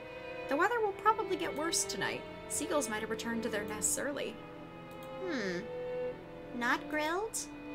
Jessica didn't grill them? No, I wouldn't do something like that. Battler, you admit right now that you lied. Battler, Maria is a naive girl, so she takes even jokes seriously. You should choose your jokes more carefully. George gently scolded me. Even though I outstripped him in height, Aniki was Aniki, of course. There was no choice but to obediently apologize. Sure, my bad. Maria, that was a joke. The seagulls are all taking it easy in their nest today, that's all. Battler lied. George told the truth.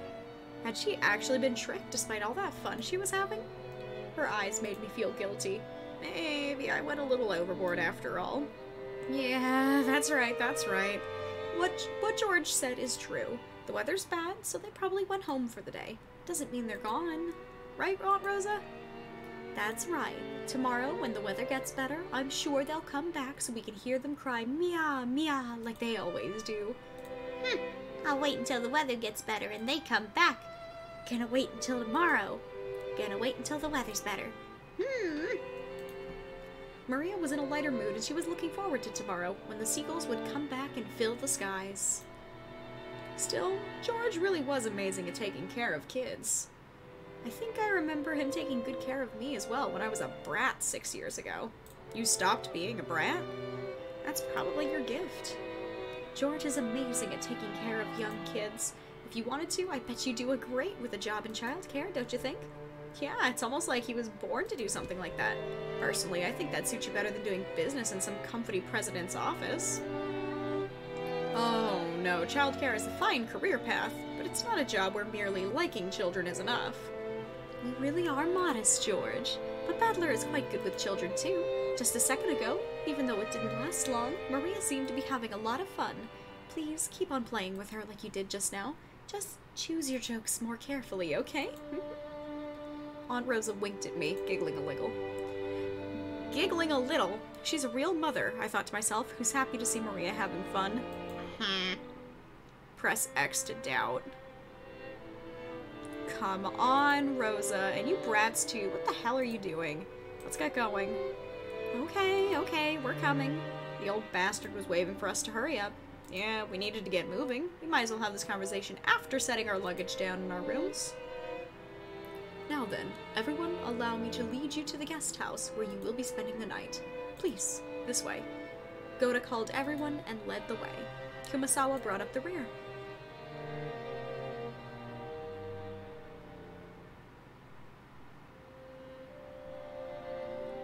Kinda wish they'd remastered the backgrounds as well. A serpentine, twisting path led through a dim forest. It ran a bit uphill. I guess the path was made all twisty so the slope wouldn't seem too steep, but personally, I'd have been happier if they'd had the guts to make some stairs in a straight line. No doubt they made the path twist on purpose to put on airs of distance and importance. Before long, we saw garden-style stone steps. From here on, I do have some memories. Go up these, and at the top of the stone steps, we saw a beautiful guest house. Its facade was lovely, of course, but more importantly, we couldn't enter its doors without having our hearts stolen away by the splendor of the beautiful rose garden spreading before it. It's as beautiful as ever this year.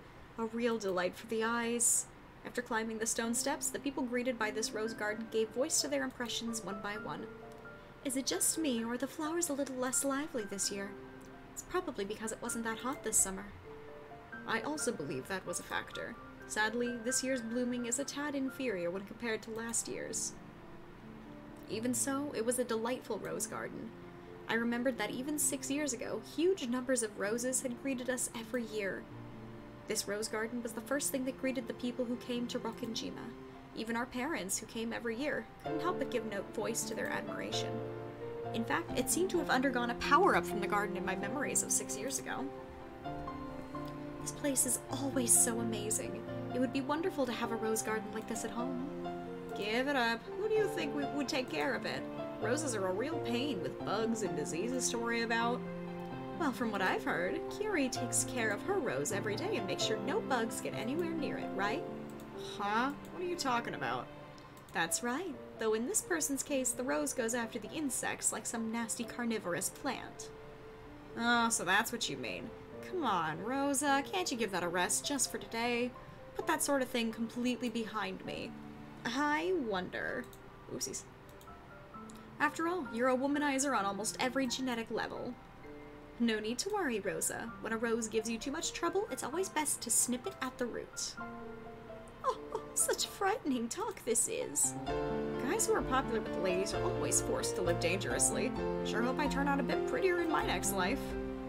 Hideyoshi, like I keep saying, it isn't like that at all. And Kiri, stop it, you're freaking me out. You've made my rose wilt. Hey Maria, look over here. These roses are especially magnificent. Magnificent roses. Smells pretty sweet. Look, this suits my elegance perfectly. Hey, cut it out. Maria's gonna imitate you and get hurt by the thorns. She yelled at me as I leaned in to smell the rose's scent with an exaggerated gesture. I thought she was overreacting. When I turned around, I saw Maria imitating my everyday gesture and George smiling broadly at us. Hey, now Maria, be careful. Rose thorns can hurt. George, only this rose is strange. Strange? What's wrong? Maria pointed at a single rose. I immediately understood why she found it odd. In the midst of all these magnificent roses, one single rose was just starting to wilt. There wasn't any particular reason. Some roses flourish, and others wilt. That's all there was to it, but Maria seemed very concerned about the only unhealthy one in the group. Must have made her feel lonely. So you feel sad for this rose because it's the only one that isn't healthy? The others are all healthy, but this one's sad. Well, they all bloom and wither at their own paces. I'll bet this one's just starting to wilt early because it got to bloom before any of the others. Yeah, that's right. It probably just bloomed like crazy, fulfilled its duty, and went to sleep. Shouldn't get so worked up about it. It seemed like Maria's pure, sensitive nature was making her feel some emotional pain for the rose that wilted alone.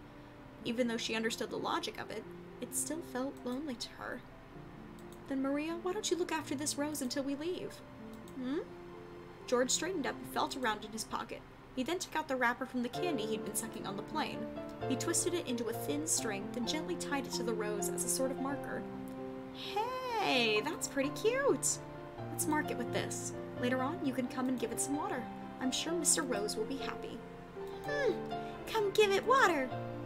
I think you should give Mr. Rose here a name. I'm sure that'll make it happy, and you get to know it a little better. A name? A name. Though she still wore her usual sullen face, Maria crossed her arms and began to consider this intently. At the very least, she appeared to have been completely pulled out of her slump. Nice going, Ariki. George has always been really understanding. Can't help but respect him. Yeah, I guess he was just born that way. We've got to start picking up tips. Was this garden just as magnificent when you all were kids? It was only after I stopped living here that it grew so big. Before that, the garden was simpler, though I'm still attached to that one. He fiddled with it too much, with that vaguely bad taste of his. I liked it much better before. Eva, you've got to think positive. Setting aside how it used to look at its beauty now was something to be admired. You'll be able to relax a lot better if you look at it that way. Oh, there we go. It paused for a moment. I didn't mean it like that. I was just saying that I wanted you to see this garden the way it was before, too. Everyone, if you please, I shall guide you to your rooms now.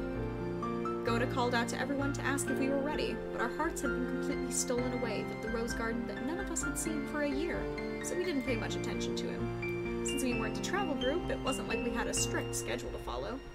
Besides, since our parents were visiting their old home, full of nostalgia, it wasn't like they had to let themselves be urged on by anyone or anything.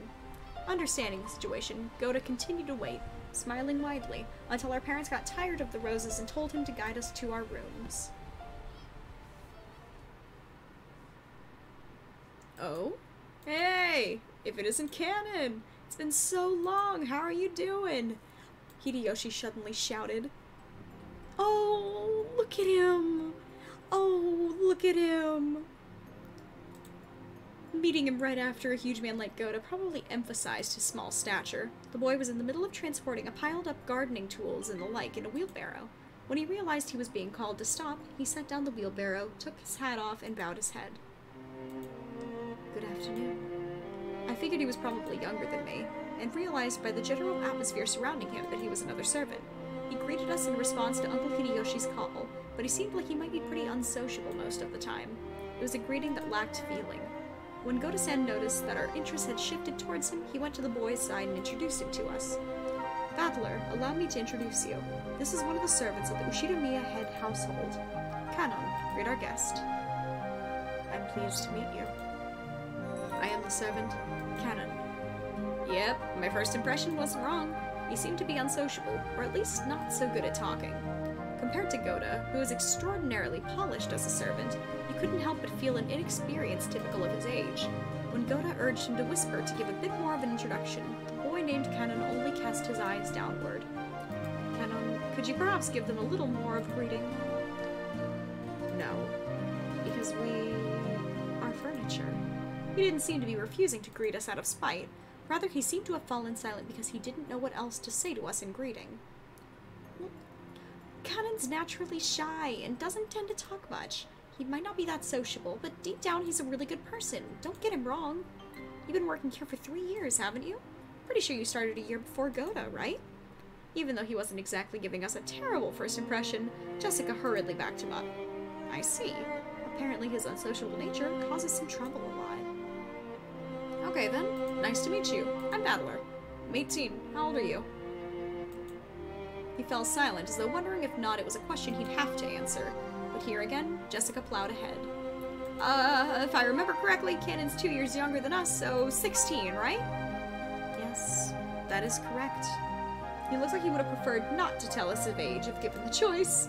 This is probably because he thought we'd look down on him for it. I remember that when I was around his age, I hated being asked how old I was by adults. I see. 16, huh? Gotta be a delicate time, which means I probably asked something I shouldn't have. I'm glad you're about our age. Just be cool and call me Battler, and I'll call you Kanon. Thank you very much, but the sentiment alone is insufficient. Jessica looked panicky for some reason. She seemed to think my impression of Kanon was getting worse because of his refusal. Well, as a girl, Jessica probably couldn't understand the fretful male heart at this age. As his elder, even by just 2 years, I took it upon myself to be understanding of that.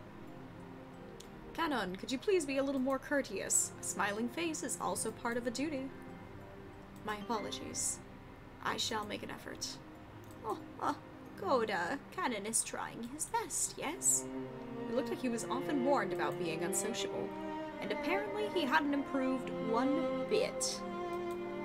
Goda kept his business smile, but let a small sigh of resignation escape. Well then, I still have work to do. If you'll excuse me. It looked like Kanon himself was uncomfortable with remaining silent here any longer. After another perfunctory bow, he turned around and started pushing the wheelbarrow again. Just then, the wheelbarrow suddenly wobbled and fell, scattering the load.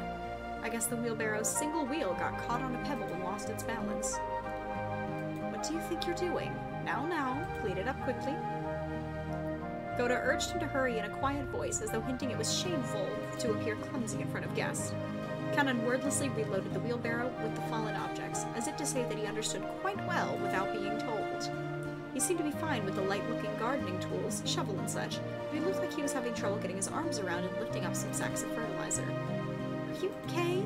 You're so careless here. Milady, you will dirty your garments. Please leave this to us. With a smooth motion, Goda took the shovel that Jessica had picked up. Behind him, Kanon was having trouble with the sacks of fertilizer. You'll dirty your garments? Don't worry, the ones I'm wearing aren't that expensive. Besides, I hate guys who just sit there and make the waitress pick up the fork they dropped at a restaurant. I lifted up the other bags that had fallen. Of course, they weren't light, but for me it was a piece of cake. Cannon looked at me surprised. It was the face of someone who never would have expected to receive help from a guest. Battler, don't worry about it. I will take care of everything, so don't you worry. I may not look it, but I've got it where it counts. Ha! Since Cannon looked like he hadn't yet gone through his growth spurt, he was stuck with a sort of weak body. This kind of weight might have been too much for him. It's quite heavy. It's the boom. It's quite heavy. It's natural that it would be difficult for you. Don't worry about it, Cannon. Okay, my time to shine. This makes up for the boat stuff from before, right? Ha! As if this could make up for freaking out like that. Later I'll tell you about it too, Cannon.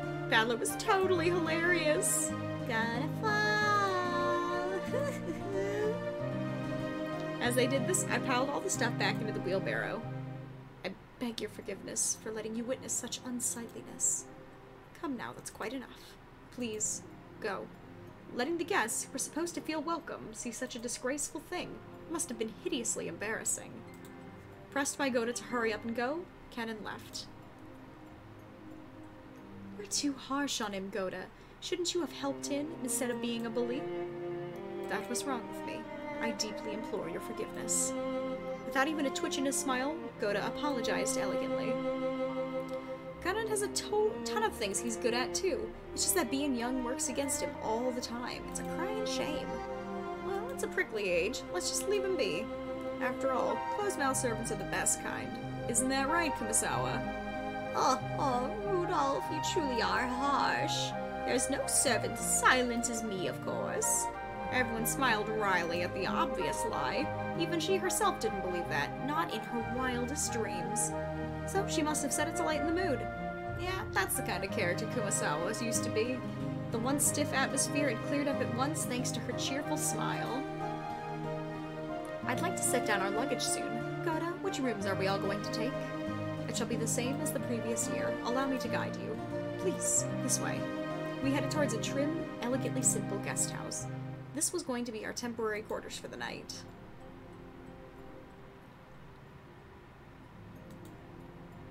Cannon watched over a hedge as the guests all entered the guest house. Then he let his eyes fall on those heavy sacks of fertilizer piled up in the wheelbarrow. In his mind, he kept going over his previous mistake.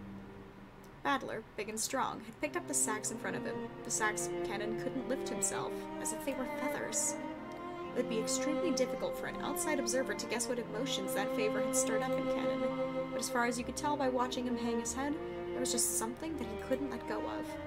Muttered words escaped his lips, but the words he murmured were so soft that they didn't even reach his own ears. Even Oh, my boy. I forgot how much he hates himself here in the beginning here.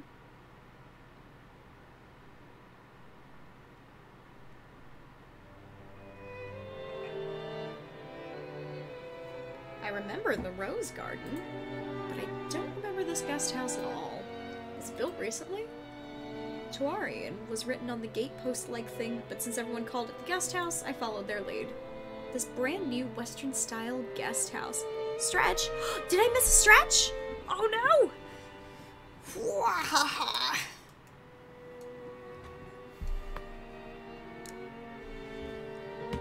Oh, that feels lovely.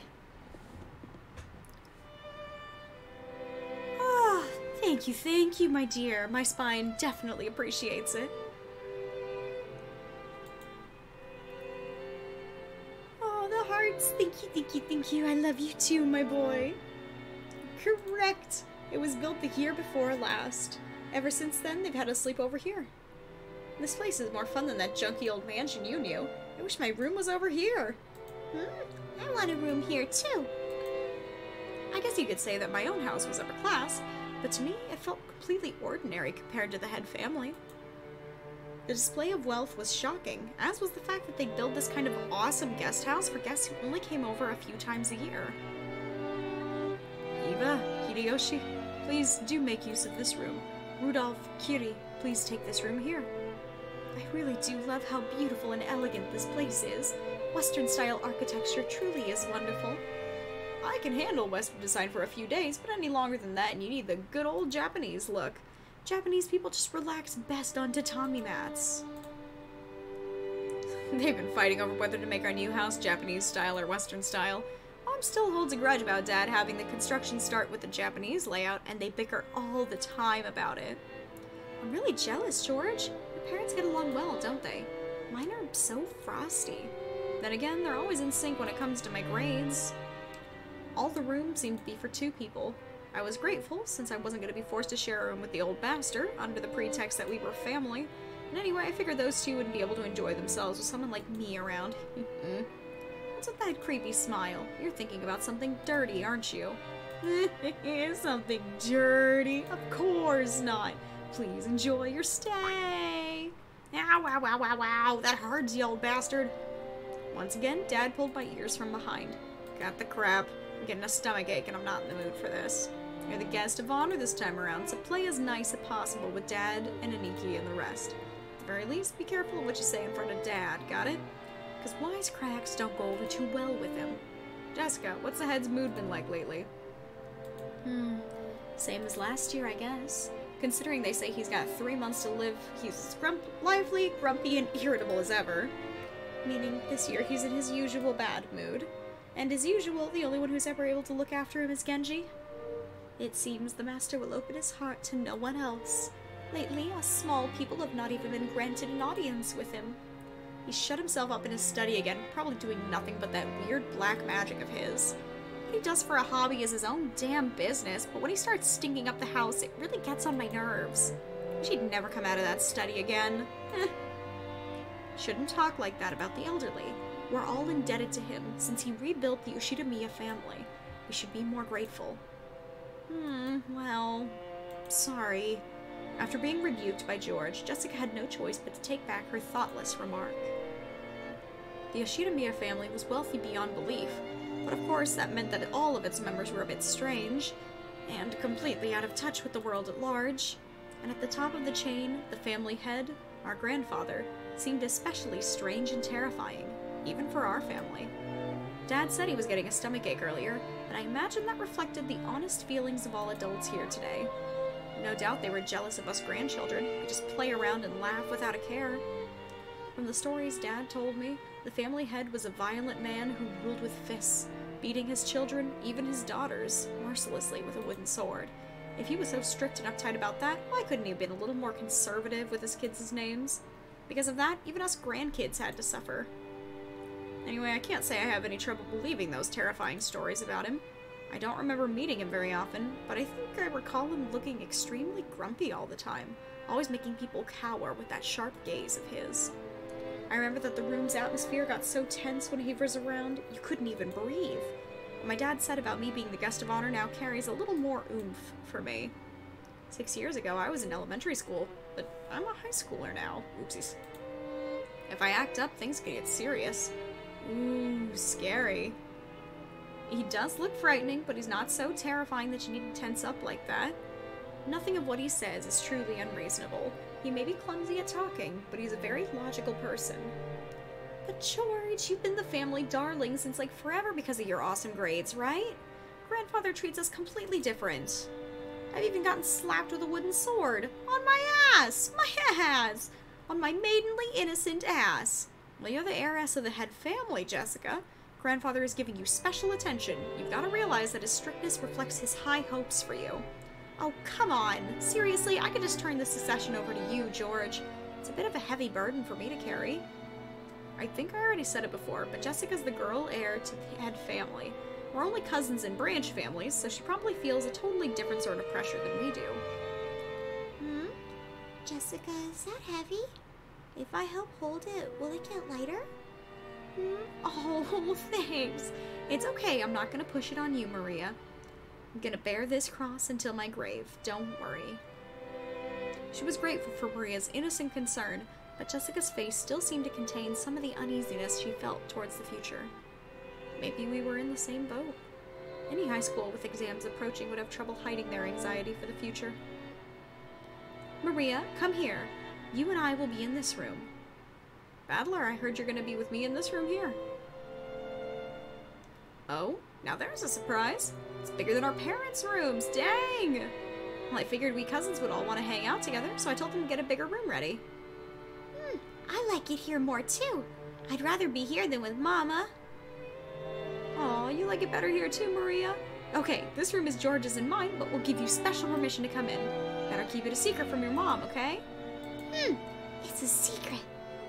Aunt Rosa was right behind us, but Maria still answered, striking the air with her fists clenched tight. After setting down their luggage in their rooms, our parents had gathered again in the corridor. Hey, what are you brats planning to do? Are you just cousins just gonna stay here and chat? It seemed like they were heading the mansion to announce their arrival. Normally, they would make us follow them and greet everyone together, but if that had been the case, Dad would have just told us to come and that'd be the end of it. He's saying it's okay if we don't come, so what'll we do? Well, it's gonna be lunchtime before long anyway. Better let the kids unwind here. Besides, if worse comes to worse, might be the last chance to play outdoors. I'll go too. Maria, you house sit for Mama, okay? Behave yourself and wait here. Since Maria was being told to house sit, we certainly couldn't leave her here on her own. George noticed this immediately and gave a clear reply for all of us cousins. Well, then, we'll accept your offer and house sit. We've got lots of stories to tell each other after being away for a year. That sounds wonderful. And Badler has 6 years worth of stories to tell, doesn't he? Yeah, I'll take care of the house like a good boy. Kumasawa, I'm gonna stay here too. We'll break rank and leave the rest to the adults. Perhaps that would be best. I'll report it to Madam. Then allow me to guide you all to the mansion. This way, please. The other children are one thing, but George is getting to be an adult. Wouldn't it be better if he came with us? If we make him come, then poor George will be the only one out of place. Interacting with his cousins is also important. Alright, see y'all later. The adults left one after the other. They left in the same formation as our trip from the harbor, with Goto leading and Kumasawa taking up the rear. As we gathered in the room assigned to us cousins, George asked us to excuse him for a second. He rushed over to Kumasawa, who was following behind the adults, and seemed to ask for something. He soon finished his business and came back. What's up? Nothing. I just wanted to ask her something. Tell me too. What could George be asking Kumasawa about and not me, I wonder? I don't have a clue. No, it's a misunderstanding. Not that I know what you're misunderstanding. He was getting pretty tongue-tied. It was almost as though he felt guilty about something, and Jessica knew exactly what he was worried about.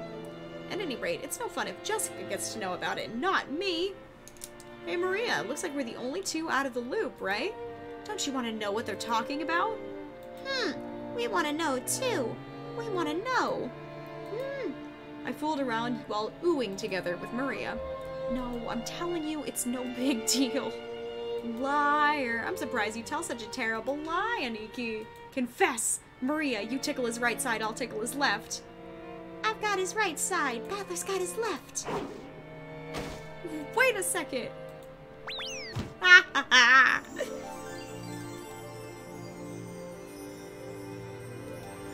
I realize high schoolers aren't supposed to bounce around like kittens, but I still miss this kind of fun. A warm, cozy kind of fun. George, what were you asking Kumasawa? Well, I've got a good guess. It's been over a year since the last time he visited the head family. Who knows what servants might have come and gone during that time. Either way, it looks like he'd like to go and say hi. Say hi? I want to say hi too. The hell? That's nothing to feel guilty about. I'm not buying it. Maria, don't be fooled. He's still hiding something. More torture! Stop! Seriously! Maria, you too! Stop already!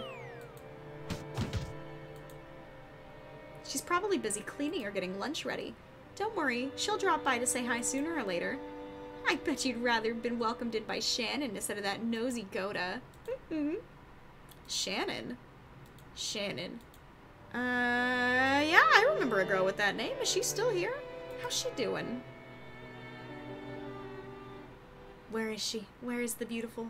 Where is she? I love her so.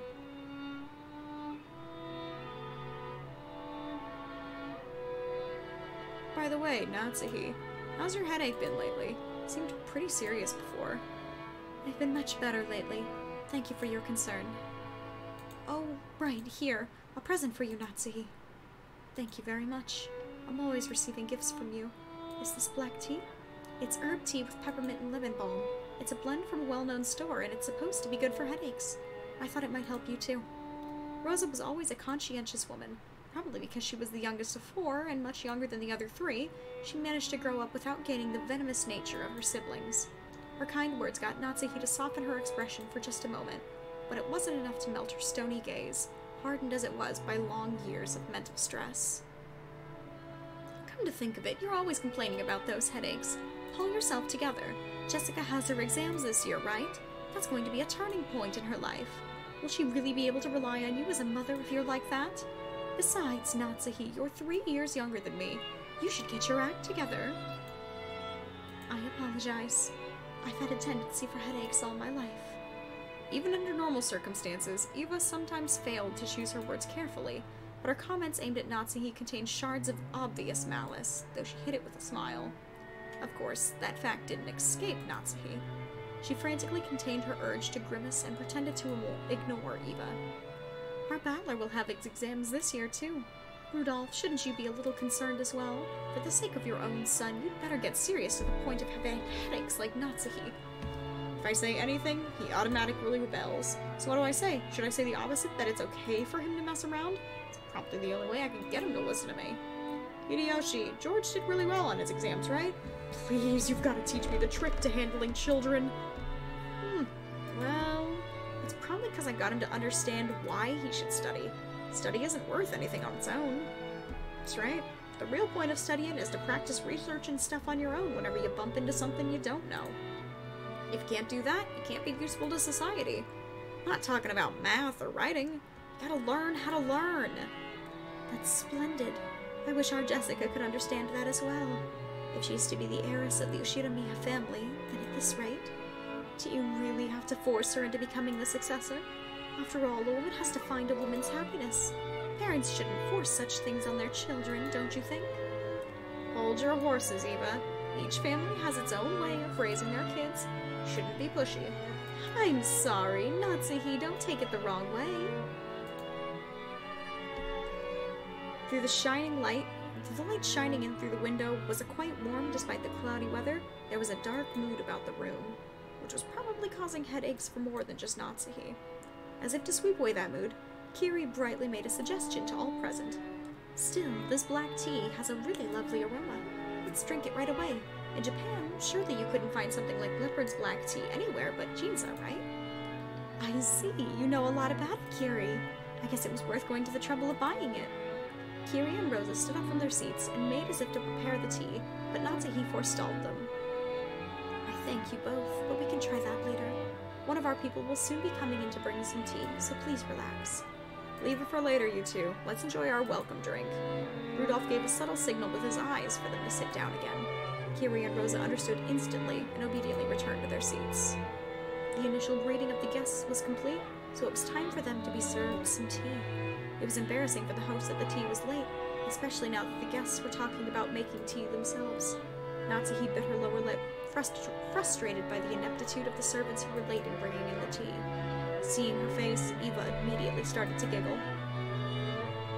Of course, Shannon had no way of knowing what was taking place in the parlor. She came pushing a serving cart piled with teacups. For no apparent reason, Natsuki gave her a pained look, and Shannon couldn't help but flinch without knowing she had done something wrong.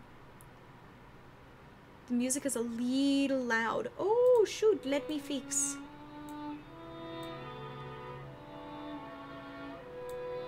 I think that should help. Might even be able to turn it down a little bit more. How does that feel?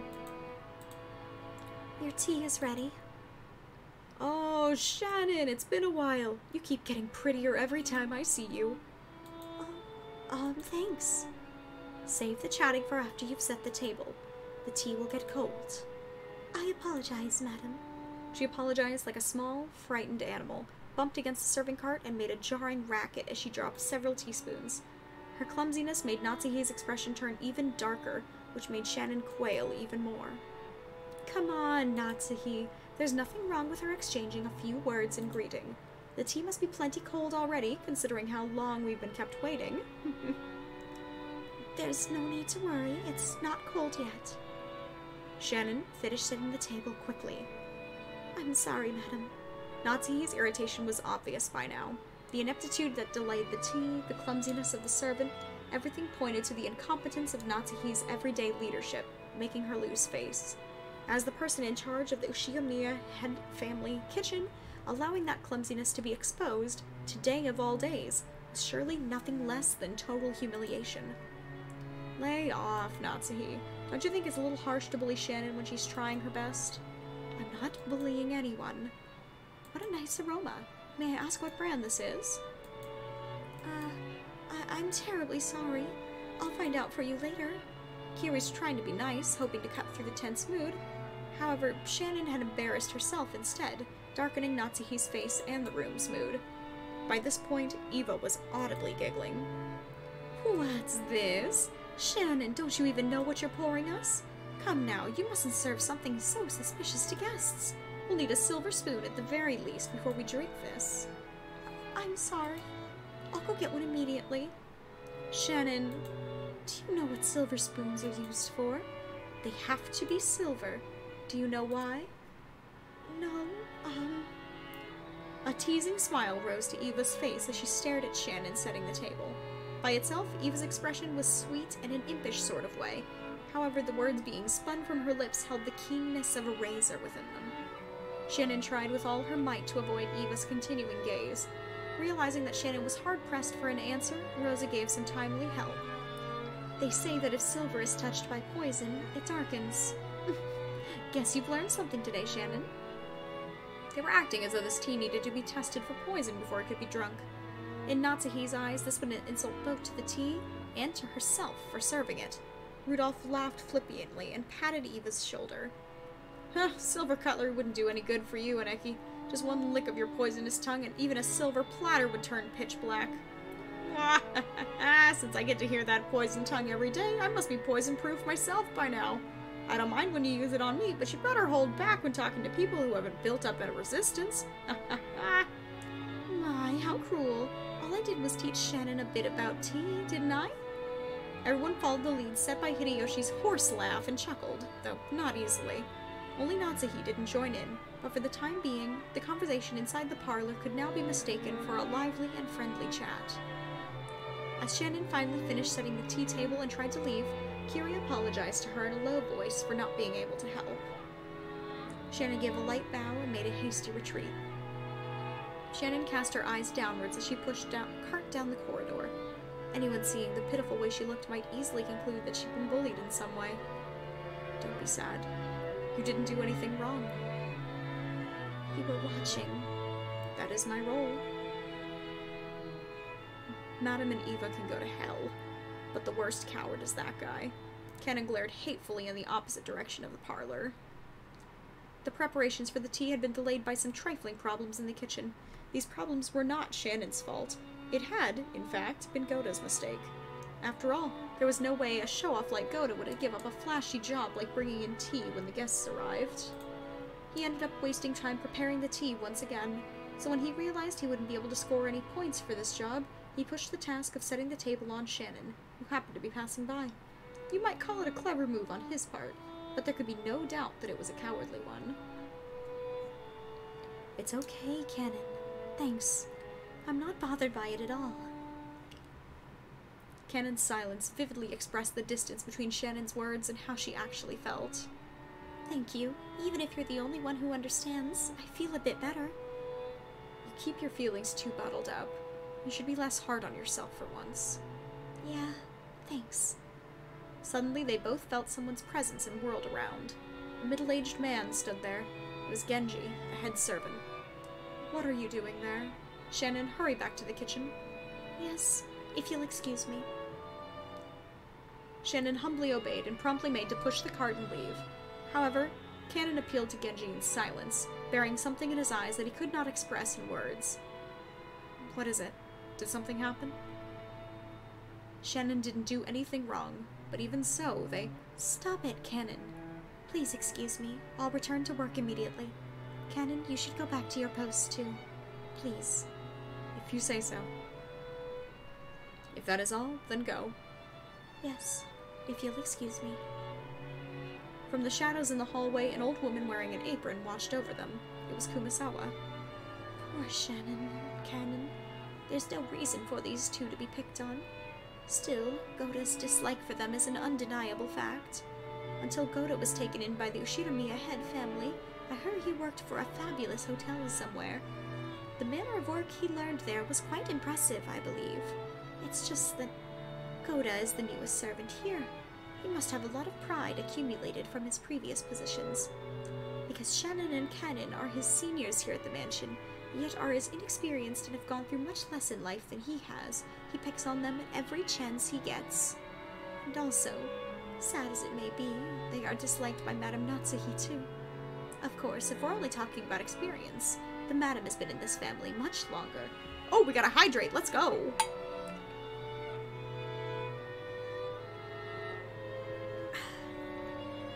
And yet, this is one point where I cannot help but sympathize with the Madam as well. Truly, the Master was a man with many sins on his conscience. Why didn't he realize that such a trifling whim of his would give the Madam such an inferiority complex? You need it with all the talking. Oh, I genuinely do. Even the Madam is fully aware that those two don't deserve to be treated so harshly. However, the heart has reasons that reason knows not. I feel sorry for them. I can't do anything but watch over them from the shadows.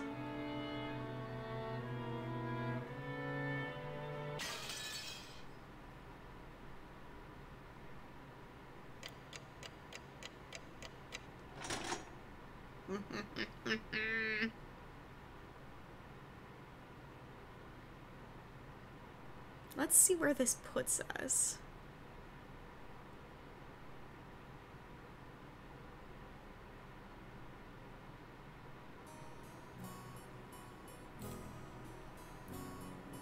Let's go ahead and save very quickly.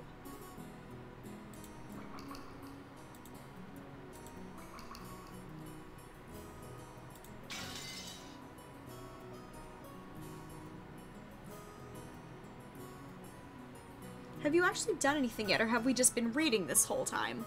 Unfortunately, if I remember this correctly, there is a ton of reading to get through the prologue and get everything started, which is kind of sad. However, the story itself, once we get to it, is really, really good.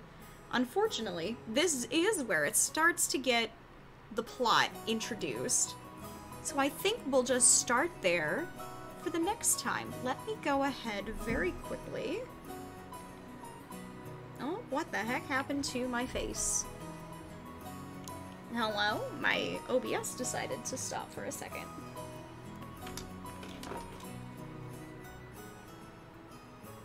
Perhaps. Is it working? There we go! Now she's working just fine. Oh, glorious, glorious, glorious! I do know, and I do realize that this particular visual novel is very, very heavily reading-based. So I'm hoping reading it all out helps just a fraction. Hopefully, hopefully. But who knows? Who knows, you know? It's always the fun stuff. I personally very much love this franchise, but never for anything that happens in the beginning. It is very, very much for what happens after the first person dies. That's what I'm excited about. Worth it to hear your voice with all of it. Oh, that is the sweetest thing. Oh, I don't have a super lot of confidence in my voice just yet for reading for an entire 2 hours, but hopefully with a little bit of practice, I can do that a lot longer. However, since it is a very, very long time to be reading, I do believe that this is a good place to cut for the night. So, Tuesday, we have our pulling for Yai Miko. We have 20 pulls ready right before Valorant, so we can go into Valorant with the confidence of a god who has just pulled one of the most beautiful women in the game. I have faith. I have faith. And I know I was moving stuff to Thursday, but now I don't actually remember what the heck was going on. I'll have to go and see what was going on. And be sure to use her abilities. Abilities are for losers. You just point and shoot. I am playing a healer. I really should learn how to use my abilities. I've got some good utility. I'll figure it out. But regardless, I will see you all Tuesday night. Up until then, please do take care of yourselves. Get some good sleep. And for those of us starting the work week again tomorrow, you are going to do amazing. You are absolutely wonderful, and even if you're in a position that you're not particularly fond of or don't care for right now, things will get better. They will. Just gotta have hope, gotta have faith, and that's all we need. I will see you guys on Tuesday. I love each and every one of you so freaking much. It is unbelievable. You guys are absolutely spectacular, and I love you. I will see you later. I love you guys. Goodbye.